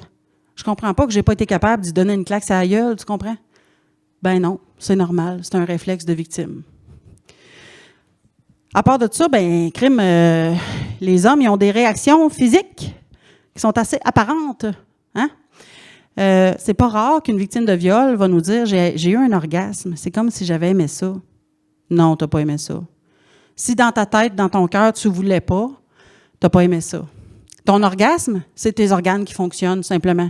Un orgasme, tu le stimules assez longtemps, il va faire sa job. Bien, un pénis, c'est la même affaire. Tu le stimules assez longtemps, il va venir en érection, il va avoir une éjaculation. Fait que là, le gars, il se dit, il m'est arrivé ça, j'aurais dû être capable de me défendre, puis en plus, on dirait que j'ai aimé ça. Non. Fait que là, c'est sûr que pour les hommes, c'est difficile de faire le ménage dans tout ça puis de comprendre ce qui s'est passé. Écrit, mais pas évident, là. Tu penses que tu as aimé ça, mais que dans le fond, tu n'as pas aimé ça, mais tu voulais pas, mais tu voulais. C'est pas facile. Oui? Ben, je veux juste dire pour les femmes aussi, là, avec Mais, hein? Ben oui. Ben oui.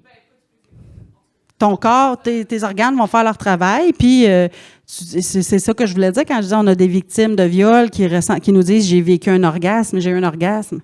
Ben oui, ta job a fait ton corps a fait sa job. Hein? Tu stimules assez l'organe, il va faire ce qu'il a à faire. Fait que oui, pour les femmes, c'est la même chose. L'autre point pour les hommes, pourquoi ils n'en parlent pas tant, c'est que 90% des agresseurs, encore à ce jour, la statistique est encore à jour, là, c'est des hommes. Là, j'ai pas dit, attention, j'ai pas dit 90% des hommes, c'est des agresseurs, pour ça que j'ai dit. Là. J'ai dit, dans les agresseurs, 90% c'est des hommes. Le 10% qui reste, c'est des couples puis des femmes seules. OK? Fait que ça se peut très bien que tu sois un homme hétérosexuel, que tu te sois fait agresser par un autre homme, que ton corps ait répondu avec du plaisir, mais que toi, tu ne voulais pas. Fait que là, ça les remet en question. Une agression à caractère sexuel, ça ne change pas l'orientation d'une personne. OK? Mais c'est sûr que les hommes, ça les remet en question. Le consentement, c'est la clé de tout. Et c'est pour ça que tantôt, je faisais une blague sur « on ne vous fera jamais faire ce que vous ne voulez pas faire ». Le consentement, c'est la différence entre une relation et une agression. Le geste en tant que tel, ça n'a pas tellement d'importance. C'est l'intention qu'ils ont en dessous. Tu sais, mon exhibitionniste qui se masturbe dans son char en plein hiver, c'est son problème à lui, là. Je veux dire, ultimement, check bien le jeu de mots, j'en ai rien à branler. Mais mon problème vient du fait qu'il le fasse devant des gens, des enfants qui ne sont pas consentants. C'est là que ça blesse. Fait que le geste en tant que tel, pas un problème. C'est l'intention en dessous qui devient problématique. OK. Je vais passer plus rapidement là-dessus. Moyen rapide. Le consentement ne peut pas être valide dans certaines situations. Ça veut dire que la personne dit oui, mais que le oui ne peut pas être considéré comme un vrai oui. Je vais prendre une petite gorgée d'eau. Je fais beaucoup de sensibilisation dans une journée. Puis là, des fois, j'oublie de boire de l'eau, puis je m'étouffe, puis ça va pas bien. C'est mon prendre soin de moi. Le consentement ne peut pas être valide si la personne sent une pression, une menace ou une obligation. Hein, je vous disais tantôt, dans les couples, des fois, on entend ça. « Ouais, mais tu sais, c'est mon chum ou ma blonde, c'est mon partenaire. Je pense que c'est normal qu'on fasse ça de même. » Je pense que c'est normal qu'on le fasse au moins un temps de fois par semaine. Tu sais, lui, il a des besoins, puis si je fais pas attention, il va aller voir ailleurs. Pression, menace, obligation. Puis en passant, les exemples que je vous donne, c'est des vrais exemples du CALAC, ce qu'on entend chez nous, là. Je n'ai pas inventé ça, moi, là. C'est des vraies personnes qui viennent nous voir. Relation d'autorité, de dépendance ou d'exploitation sexuelle. Je vous donne un exemple au niveau scolaire. Jeune homme, secondaire 5, étoile du football. Le gars, il brillait, il avait un avenir incroyable en football. C'était vraiment, vraiment hot. Il se développait à une vitesse extraordinaire jusqu'à ce qu'on apprenne que la raison pour laquelle il y avait autant d'attention, c'est que le coach lui échangeait du temps de jeu contre des faveurs sexuelles. Ça, c'est une relation d'autorité. Prof, employeur, coach, tu sais, n'importe qui a une incidence sur ta vie, sur tes choix, que tu te retrouves dans une situation où ce que tu dis oui ou que tu perds quelque chose, c'est pas un vrai oui. La personne exprime son refus ou son désaccord de façon non verbale. « Oh, ma Julie n'est pas là. » D'habitude, « Viens-t'en, on va vous faire un petit sketch. » C'est un petit sketch pas long. Là, moi, en fin de semaine, il y a un film d'horreur qui sort, c'est extraordinaire, il y a du sang qui vole partout, j'adore ça, les films d'horreur, et je veux donc bien, Julie, tu vas venir avec moi. Ouais. Elle a dit oui. C'est-tu un vrai oui? Pourquoi? J'ai pas tant donné le choix. Puis aussi, son non-verbal, elle m'a pas dit oui. Hein? Elle a fait « ouais ». Ça la rend mal à l'aise. Là, je comprends que le sexe, c'est pas pareil comme voir un film, là. J'ai compris ça.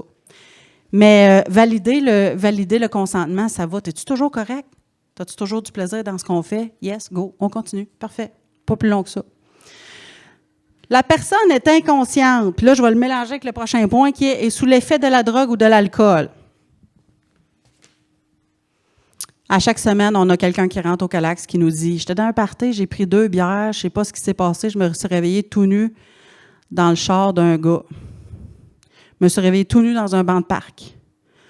Je me suis réveillée, j'étais dans mon lit, tout nu, avec du sperme sur moi. Je ne sais pas ce qui s'est passé. » Être inconscient, ce n'est pas une invitation. Si tu trouves une personne inconsciente, ta seule job, ça serait de la mettre en sécurité.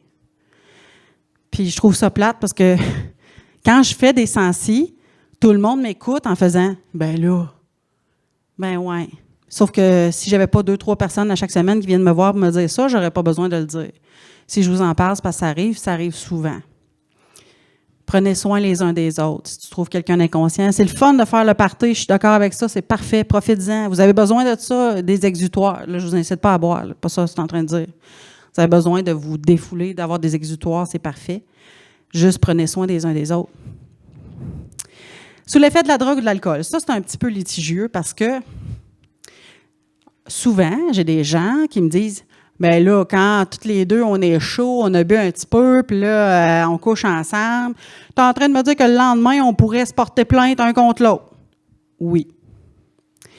L'alcool ne sera jamais, jamais, jamais une excuse devant un juge. Tu ne pourras jamais dire « Monsieur le juge, je ne compte pas, elle était chaude, elle ne s'en souvient pas. » Non. OK? Fait qu'il faut faire attention à ça aussi. C'est correct, tu veux faire le party, c'est parfait. Juste, si tu as des amis qui se déraillent un petit peu, bien, prends soin de tes amis. Laisse-les pas partir avec 2 gars qu'elle ne connaît pas. OK? Puis vous allez voir que vous faites la bonne affaire. Si, quand vous protégez vos amis, les gens qui veulent en profiter sont fâchés que vous leur enlevez leur bébelle. Ça m'est arrivé, c'est le fun, là, vous êtes pas mal toutes majeures, hein? Je peux raconter des affaires un petit peu plus touchées. Tu sais, quand je vais en secondaire 2, je me retiens un petit peu, là, mais ça m'est arrivé, je suis dans un party, on est dans un bar, il y a une de mes amies qui est chaudaille un peu, puis elle part avec 2 gars, puis je la vois partir, puis je sais qu'elle n'est pas en état. Fait que je vais la chercher, puis là, je dis « Girl, tu vas coucher sur le divan à ma tante à soir, tu vas pas partir là. » « Excuse-moi, je vous dérange-tu? » « OK. » Fait que je vais la chercher, puis je la protège, c'est ma chum. Si elle veut se reprendre, elle se reprendra, mais quand elle sera en pleine conscience. Les 2 gars-là m'ont servi toutes les insultes possibles de la vie, là. Tu ne crieras pas à ça, là. Crise de grosse folle! Tu sais, là. Pas à peu près. Aujourd'hui, je réalise que si c'est ça, c'est qu'il n'y avait pas l'intention de faire du bien à ma chum. Aujourd'hui, je réalise que je venais de leur enlever leur pouvoir. C'est ça que j'ai fait. Fait que n'hésitez pas à vous protéger entre vous. Le consentement peut être retiré à tout moment. Ça ne me dérange pas si tu le suis dans son char, si tu as su dans sa chambre d'hôtel, si tu n'as plus de linge, si tu as bu, tu as consommé, pas consommé. Tu peux à n'importe quel moment dire « Ouais, non, ça ne me tente plus ». Puis ça doit être respecté. Ça doit être respecté. Puis finalement, ben, le consentement ne peut pas être donné par une personne de n'importe quel âge, hein, ça va de soi. L'âge de consentement légal au Canada, c'est 16 ans, pas 18, pour les activités à caractère sexuel, je veux dire, là. Puis moins de 12 ans, ben, on ne peut pas consentir à une relation, à une activité à caractère sexuel, évidemment. Entre les deux, là, la loi prévoit des exceptions. On a des différences d'âge maximum, mais en ce qui vous concerne, on va retenir surtout le 16 ans. Ça, ben, c'est de ce dont je vous parlais tantôt. Prenez soin les uns des autres. Tu sais, on a souvent, tu me parlais des exemples là, dans les écoles. Tu sais, on a une jeune personne qui est arrivée et qui nous a dit qu'elle a eu elle s'est fait violer à cause de la drogue du viol. C'est un viol collectif. Puis elle a dit, j'étais dans un party, toutes mes amies étaient là. Fait que tu peux comprendre que là, la trahison est forte, là. Toutes mes amies étaient là. Toutes mes amies auraient pu dire, fais pas ça, va pas là, viens avec nous. Puis il n'y a personne qui a réagi à ce party-là. Fait que c'est important de, tu sais, au cœur des familles agricoles, elle disait tantôt, on veut une communauté solidaire, on veut une communauté qui s'entraide, c'est ça. C'est fini le temps, là. Faut qu'on arrête ça, le temps qu'on n'en parle pas, parce que ça ne nous regarde pas, là. Ça nous regarde. On peut vraiment changer des vies quand on dit quelque chose, quand on demande à une personne, ça va-tu, toi, es-tu correct? T'as-tu besoin de parler? T'as-tu besoin qu'on aille faire de quoi de le fun, tu sais? Voilà, ça, je pense que je vous en ai parlé. 80% des victimes, 85 qu'on est rendu là maintenant dans les statistiques, 85% des victimes connaissent leur agresseur. 70% des agressions se déroulent dans une résidence privée. Fait que comme je vous disais tantôt, le viol de fond de ruelle d'un inconnu qui passe puis qui se défoule de même, ça arrive. Mais le plus souvent qu'autrement, c'est quelqu'un que la victime connaît, puis ça se déroule dans une maison où est-ce qu'elle se sent en confiance. Maison, appartement, peu importe. Au niveau de la santé sexuelle, au niveau de la violence sexuelle, le truc, puis l'autre intervenante, elle vous l'a dit, se scanner souvent. Hein, puis les 3C, c'est un petit truc mnémotechnique qu'on peut vous donner. Connaître ses propres désirs et limites, communiquer efficacement, consentir mutuellement. Le consentement, c'est la clé, OK? Le consentement, je suis d'accord, qu'est-ce qui se passe? Je suis bien dans ce qui se passe? Oui. Yeah, t'as bonne place, allez-y. Ben non, ça s'arrête là. Connaître ses propres désirs et limites. Ça, c'est comme la base parce que si tu le connais, tu peux l'exprimer. Fait que ça va bien. Fait que quand tu vis des choses, ben tu te demandes, j'ai-tu aimé ça? Comment? Plus ou moins? Avant, j'aimais ça, mais moins ça. Tu sais, c'est correct. Puis la communication. Ça, la communication, c'est comme un cheval de bataille. On a peur de communiquer parce qu'on a peur de blesser l'autre personne. On a peur de ne pas se faire aimer. Dire à ta partenaire ou tes partenaires, j'aime pas ça quand tu fais ça. C'est difficile. Sauf que si on ne le fait pas, ben c'est nous qui payons. Si on accepte de faire des choses pour faire plaisir à l'autre, c'est moi qui paye. Fait que c'est important d'apprendre à communiquer, puis il y a une façon de le faire. Il y a une façon de le faire, puis si on n'est pas à l'aise, on ne sait pas trop, bien on appelle Julie au Calax, puis Julie, elle va nous aider là-dedans. OK. Là, je vous enseigne un matin le langage des signes. Comment est-ce qu'on applaudit en langage des signes? All right. La jalousie est une preuve d'amour. Si tu penses que c'est oui, main d'applaudissement. Unanimement, tout le monde n'est pas d'accord. La jalousie n'est pas une preuve d'amour. La jalousie découle d'un sentiment d'insécurité. Tu sais, mettons, j'aime pas ça quand tu sors avec cette personne-là parce que j'ai peur que tu t'en ailles avec. J'ai peur que tu t'en ailles avec. Maintenant, il faut faire attention. Si c'est dans une relation qui est insécurisante, ça se pourrait que la jalousie arrive puis que ça soit comme un réflexe naturel. Mettons, je te donne un exemple. La fille, elle t'a déjà trompé une fois, tu lui donnes une nouvelle chance. Bien là, quand elle va texter à quelqu'un d'autre, ça se peut que tu aies des petites suspicions. C'est pas la même affaire. Si tu es dans un couple sain, puis dans un couple où il y a de la communication, puis là, je dis couple, toutes sortes de relations. N'importe quelle relation, que ce soit un couple exclusif, 2 personnes, ouvert, je m'en fous, là, ça, c'est pas important. Tu es dans une relation qui est saine, avec une bonne communication. La jalousie, vous avez raison, n'est pas une preuve d'amour. La violence psychologique accompagne toujours la violence physique. Si tu penses que c'est oui, on applaudit. OK. Vous êtes gêné ou... Je sais pas. Vous pensez que c'est non? OK. Bien, c'est oui. La violence psychologique accompagne toujours la violence physique parce qu'il y a une manipulation qui est faite au départ du couple. C'est rare qu'une personne va commencer à sortir avec une autre personne puis dire, mettons, tu sais, dans les premières semaines, il a commencé à me taper dessus. C'est rare. Il y a souvent une manipulation qui est faite au début. Ça commence par des petites choses comme tu vas où? Avec qui? Tu rentres à quelle heure? Tu m'as-tu appelé avant? Tu sais, tu peux-tu m'appeler, mais que tu aies fini? C'est des petites choses de même qui établissent le contrôle de la personne. Puis après ça, on va se ramasser dans une relation où est-ce qu'on peut vivre de la violence physique, sexuelle, mentale et ainsi de suite. Oui?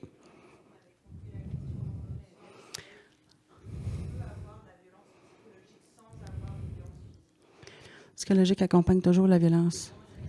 OK. Excusez. C'était pas clair. Non, mais si vous avez tout pas compris, ben c'est moi qui n'ai pas clair, là. On s'entend? Je mets toutes mes excuses. Est-ce que vous comprenez le propos que j'ai là? D'accord. Ça, c'est l'important. Oui?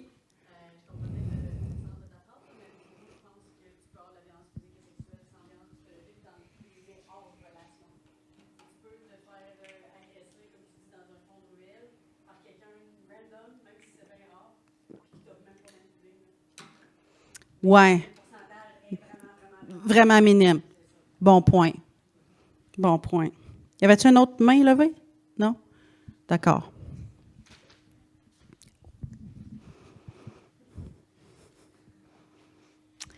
Si une personne séduit une autre, en séduit une autre, elle est responsable de ce qui peut lui arriver. Si tu es d'accord avec ça, t'applaudis. OK. Ben non. Hein? Je vous l'ai dit tantôt, le consentement, c'est révocable. Tu n'es jamais obligé de te rendre jusqu'au bout, puis on n'est pas obligé de finir, puis on n'est pas obligé de terminer ça. Puis c'est pas grave si la personne n'est pas venue, pas grave. Personne ne va mourir pour ça. OK, ça, d'habitude, j'ai plus de participation. On peut accepter certains comportements sexuels par amour. On a une main levée. Et là là! Quel bon point! Il y a des nuances à ça, évidemment. Hein? Je vais donner des exemples. Mon chum. Je te parlerai pas de ma vie, voyons donc. Non, mais mon chum, il aime beaucoup le pudding au tapioca. C'est un dessert. Ceux qui ne connaissaient pas ça, c'est un dessert. Moi, ça me lève le cœur. J'haïs ça, ça me roule dans la gueule. Clairement que dans notre relation exclusive au dessert, moi et mon chum ne partagerons jamais un pudding au tapioca ensemble. Ça n'arrivera pas. Il aime aussi beaucoup le corps aux dattes. Bon, j'haïs pas ça. Je suis plus gâteau au chocolat, personnellement, mais corps aux dattes, ça peut passer. Fait que ça se pourrait qu'à sa fête, je dise, chérie, on partage-tu un corps aux dattes ensemble? Tu comprends?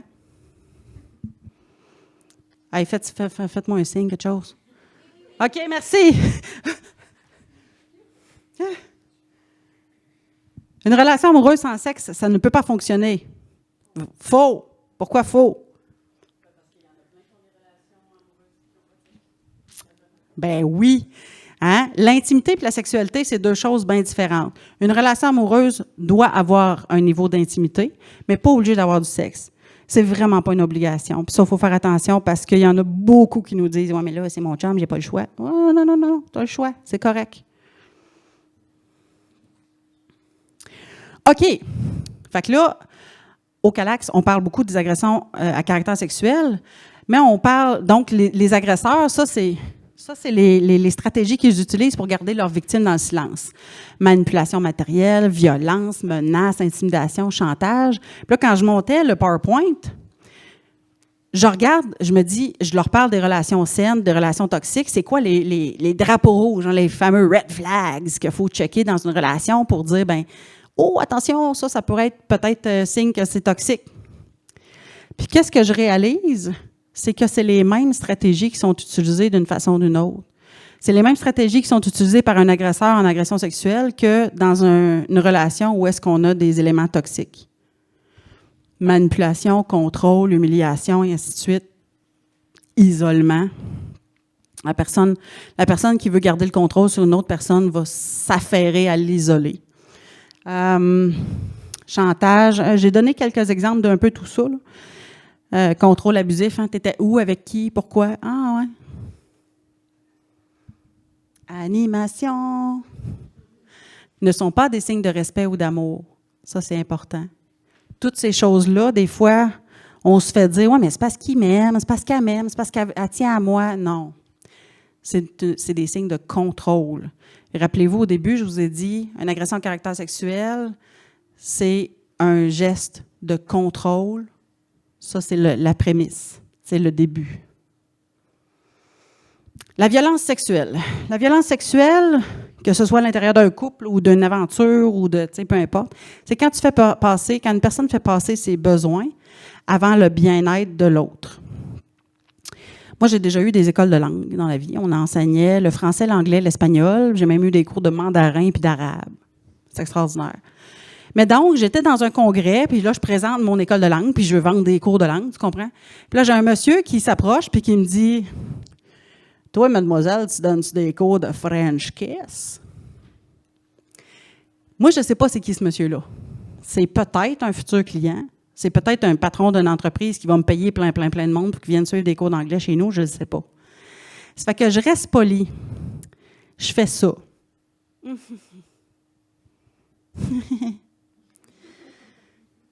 Ça t'es-tu déjà arrivé de faire ça? Oui, hein? Ça, là, c'est exactement la définition de faire passer mon besoin avant le bien-être de l'autre. Ce monsieur-là, il m'a mis mal à l'aise pour lui faire son commentaire. Mais la violence sexuelle, c'est ça, avec toutes sortes d'exemples, avec toutes sortes de déclinaisons. On le voit beaucoup dans le harcèlement versus la séduction. On entend des fois des gens dire « On ne peut plus rien faire à cette heure, c'est rendu que tu regardes une fille et tu te fais accuser de harcèlement puis tu te fais te ramasser en cours. » Tu peux faire quelque chose. La séduction, c'est extraordinaire. On l'encourage. Mais il faut que tu le fasses sans rendre l'autre personne mal à l'aise. Il faut que tu le fasses d'une façon que la personne se sent comme respectée comme une personne à part entière, avec des idées, puis des goûts, puis des opinions. Pas un morceau de viande. Il y a une différence entre dire « Wow, c'est beau ce que tu portes, ça te met en valeur », puis dire « Chris, beau petit cul ».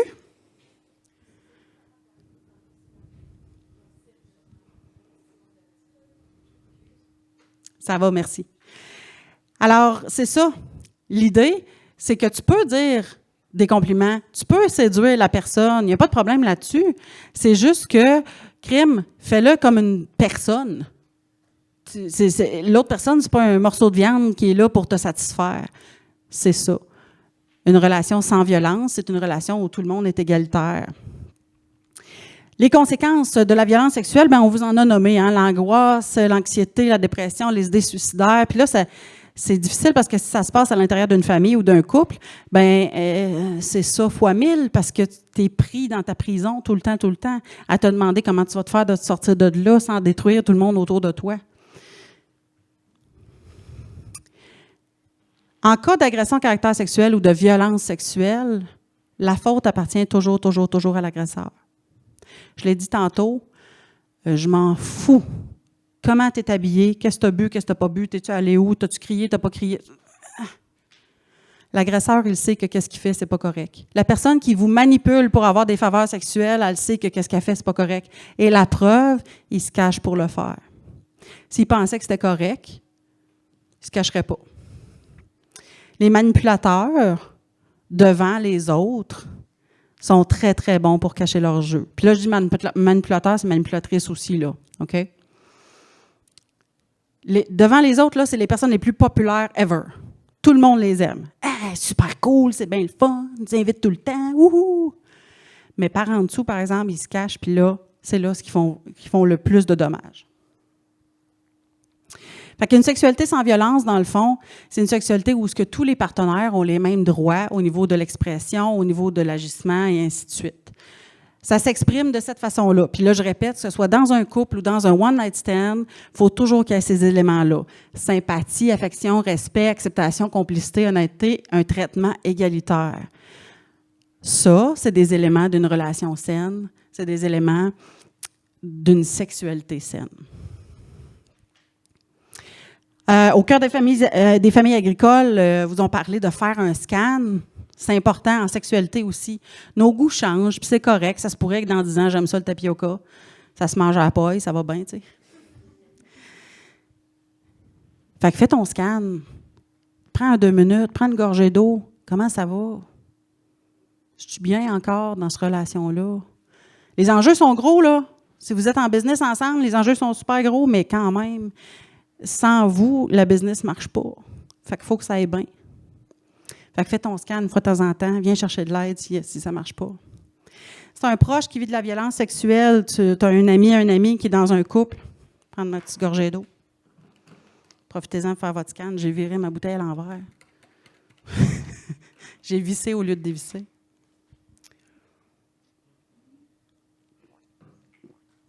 C'est un proche qui vit de la violence ou que tu vois que dans son couple ou dans ses relations, il y a des éléments qui sont toxiques.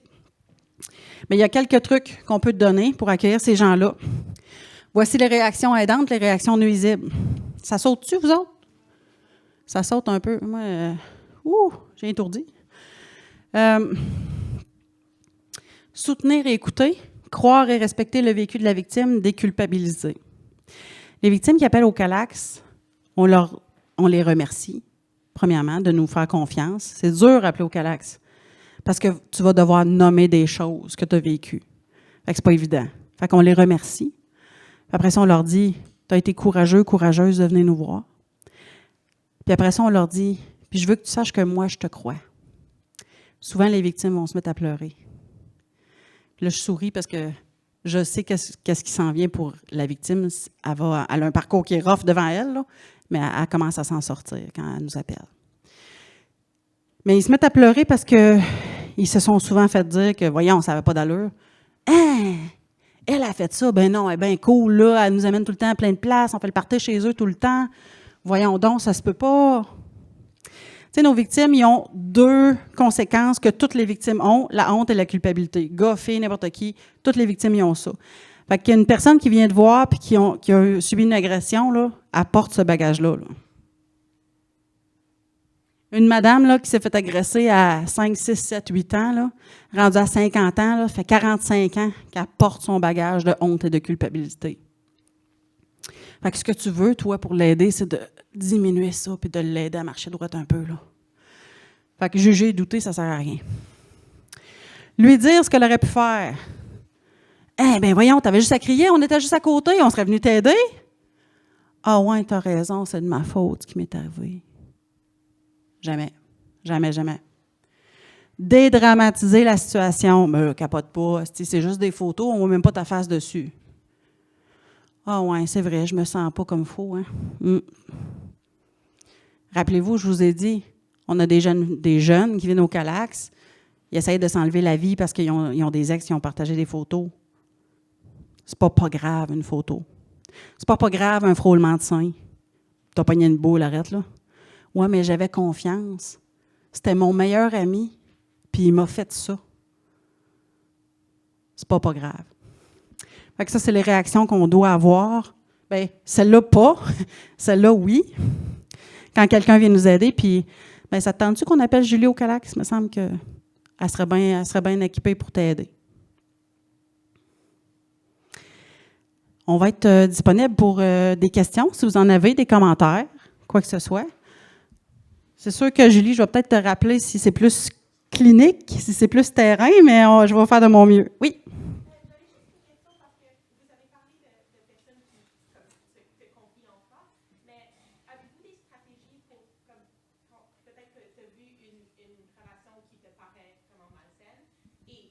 Ça m'est déjà arrivé dans la vie que j'avais une proche qui vivait une situation et c'est très difficile de parler à en sorte qu'elle voulait moins me parler. Alors, avez-vous des stratégies pour comment approcher ce genre de situation? Très bonne question. Je vais la répéter, je pense, pour les gens qui sont en enregistrement, là. La question, c'était, mettons que moi, je suis témoin que j'ai un proche, un ami qui est dans une relation toxique.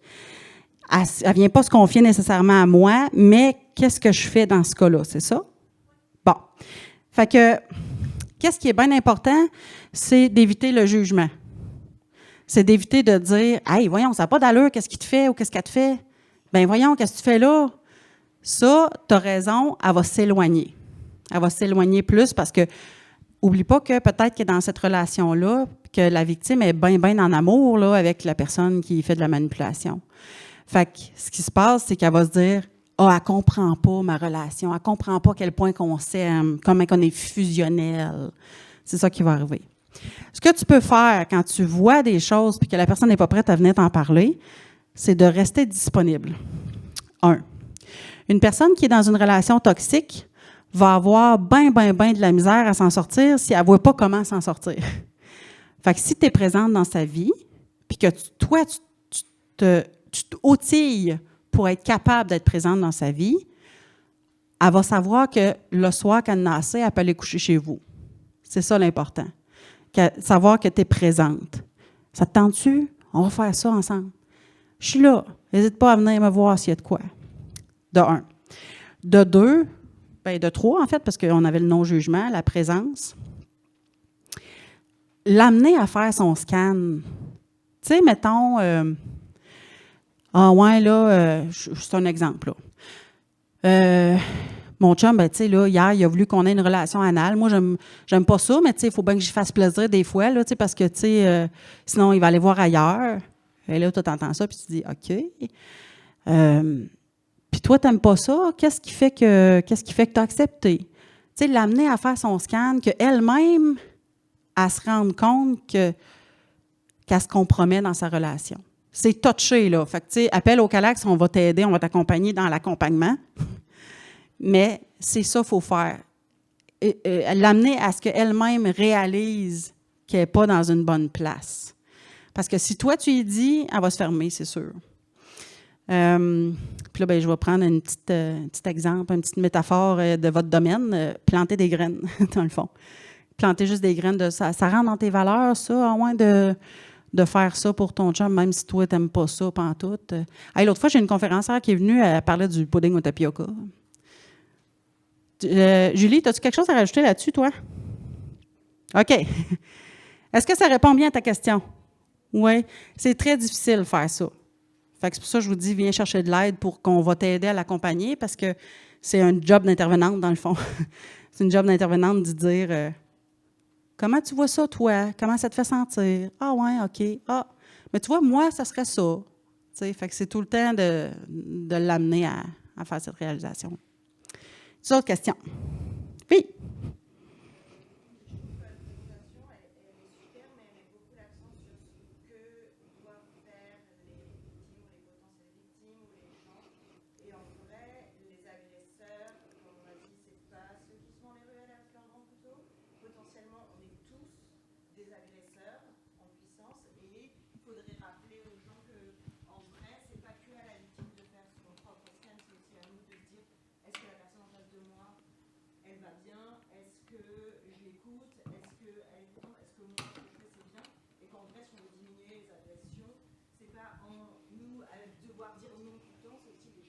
Ben oui.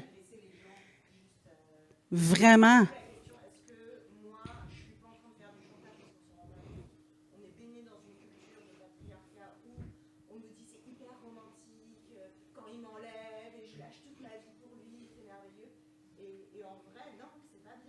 Non. C'est pour ça que vous posez la question, est-ce que moi je suis pas toxique dans ma relation, je me rends pas compte, mais qu'est-ce que je fais, c'est pas bien? Ben oui, merci. Très bon point. Très bon point. Je vais prendre ça en considération dans mes prochaines présentations, de mettre l'accent là-dessus beaucoup. C'est sûr que le changement social va arriver un jour. On le voit, tu sais, mettons, on parlait des hommes qui sont victimes tantôt. On a de plus en plus d'hommes qui viennent au Calax. Moi, ça fait, je sais pas, là, 2 ans et quelques là, que je suis là. Puis juste dans le temps que j'étais là, j'en vois de plus en plus. Fait que le changement social arrive. Je te dirais que quand je fais des sensi dans les écoles secondaires, il y a des réactions qui sont super belles à voir. Les jeunes sont très, très sensibilisés là-dessus. Mais tu as raison. Tu sais, si une femme sur 3 a été ou sera victime d'une agression à caractère sexuel dans sa vie, on connaît des agresseurs, c'est sûr. Fait que notre responsabilité comme être humain, elle est là aussi. Puis tu as vraiment raison de dire, c'est à nous de voir, est-ce que moi je vais bien ou est-ce que je suis en train d'avoir une attitude toxique? Est-ce que je suis en train de vouloir établir le contrôle dans notre relation? Fait que merci de ton point, c'est super, vraiment pertinent. Est-ce qu'il y a autre chose? Oui?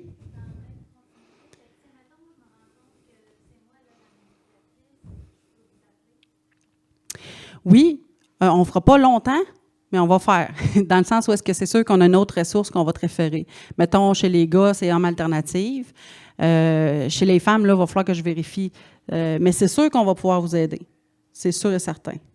Si, mettons, tu te scannes, tu dis, écris-moi, moi j'ai des comportements que j'aime pas, c'est sûr qu'on va vous aider.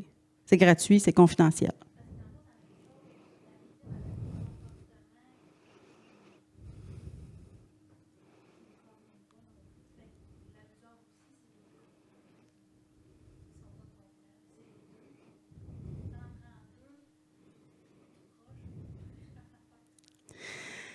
Oui, mais il faut faire attention, là. Je veux juste être sûre que tu n'étais pas en train de me dire que la victime elle a une responsabilité là-dedans, là. C'est plus au niveau des comportements, tu veux dire, toi? OK. OK. En tout cas, si ça revient, tu me le diras, là. Mais oui, c'est sûr qu'au niveau de la prise de conscience ou des... Tu sais, mettons, peut-être, si j'ai bien compris, tu veux dire, mettons, que je fais de l'anxiété, puis la victime fait de l'anxiété. De l'anxiété, c'est de l'anxiété, là. Fait qu'on peut aider à ce niveau-là. Ça, oui.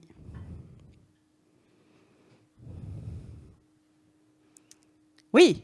Très bonne présentation, merci. Ah, ben, merci à vous autres. Merci beaucoup. Julie va vous remettre des petits crayons, là, fashion. Des crayons fashion.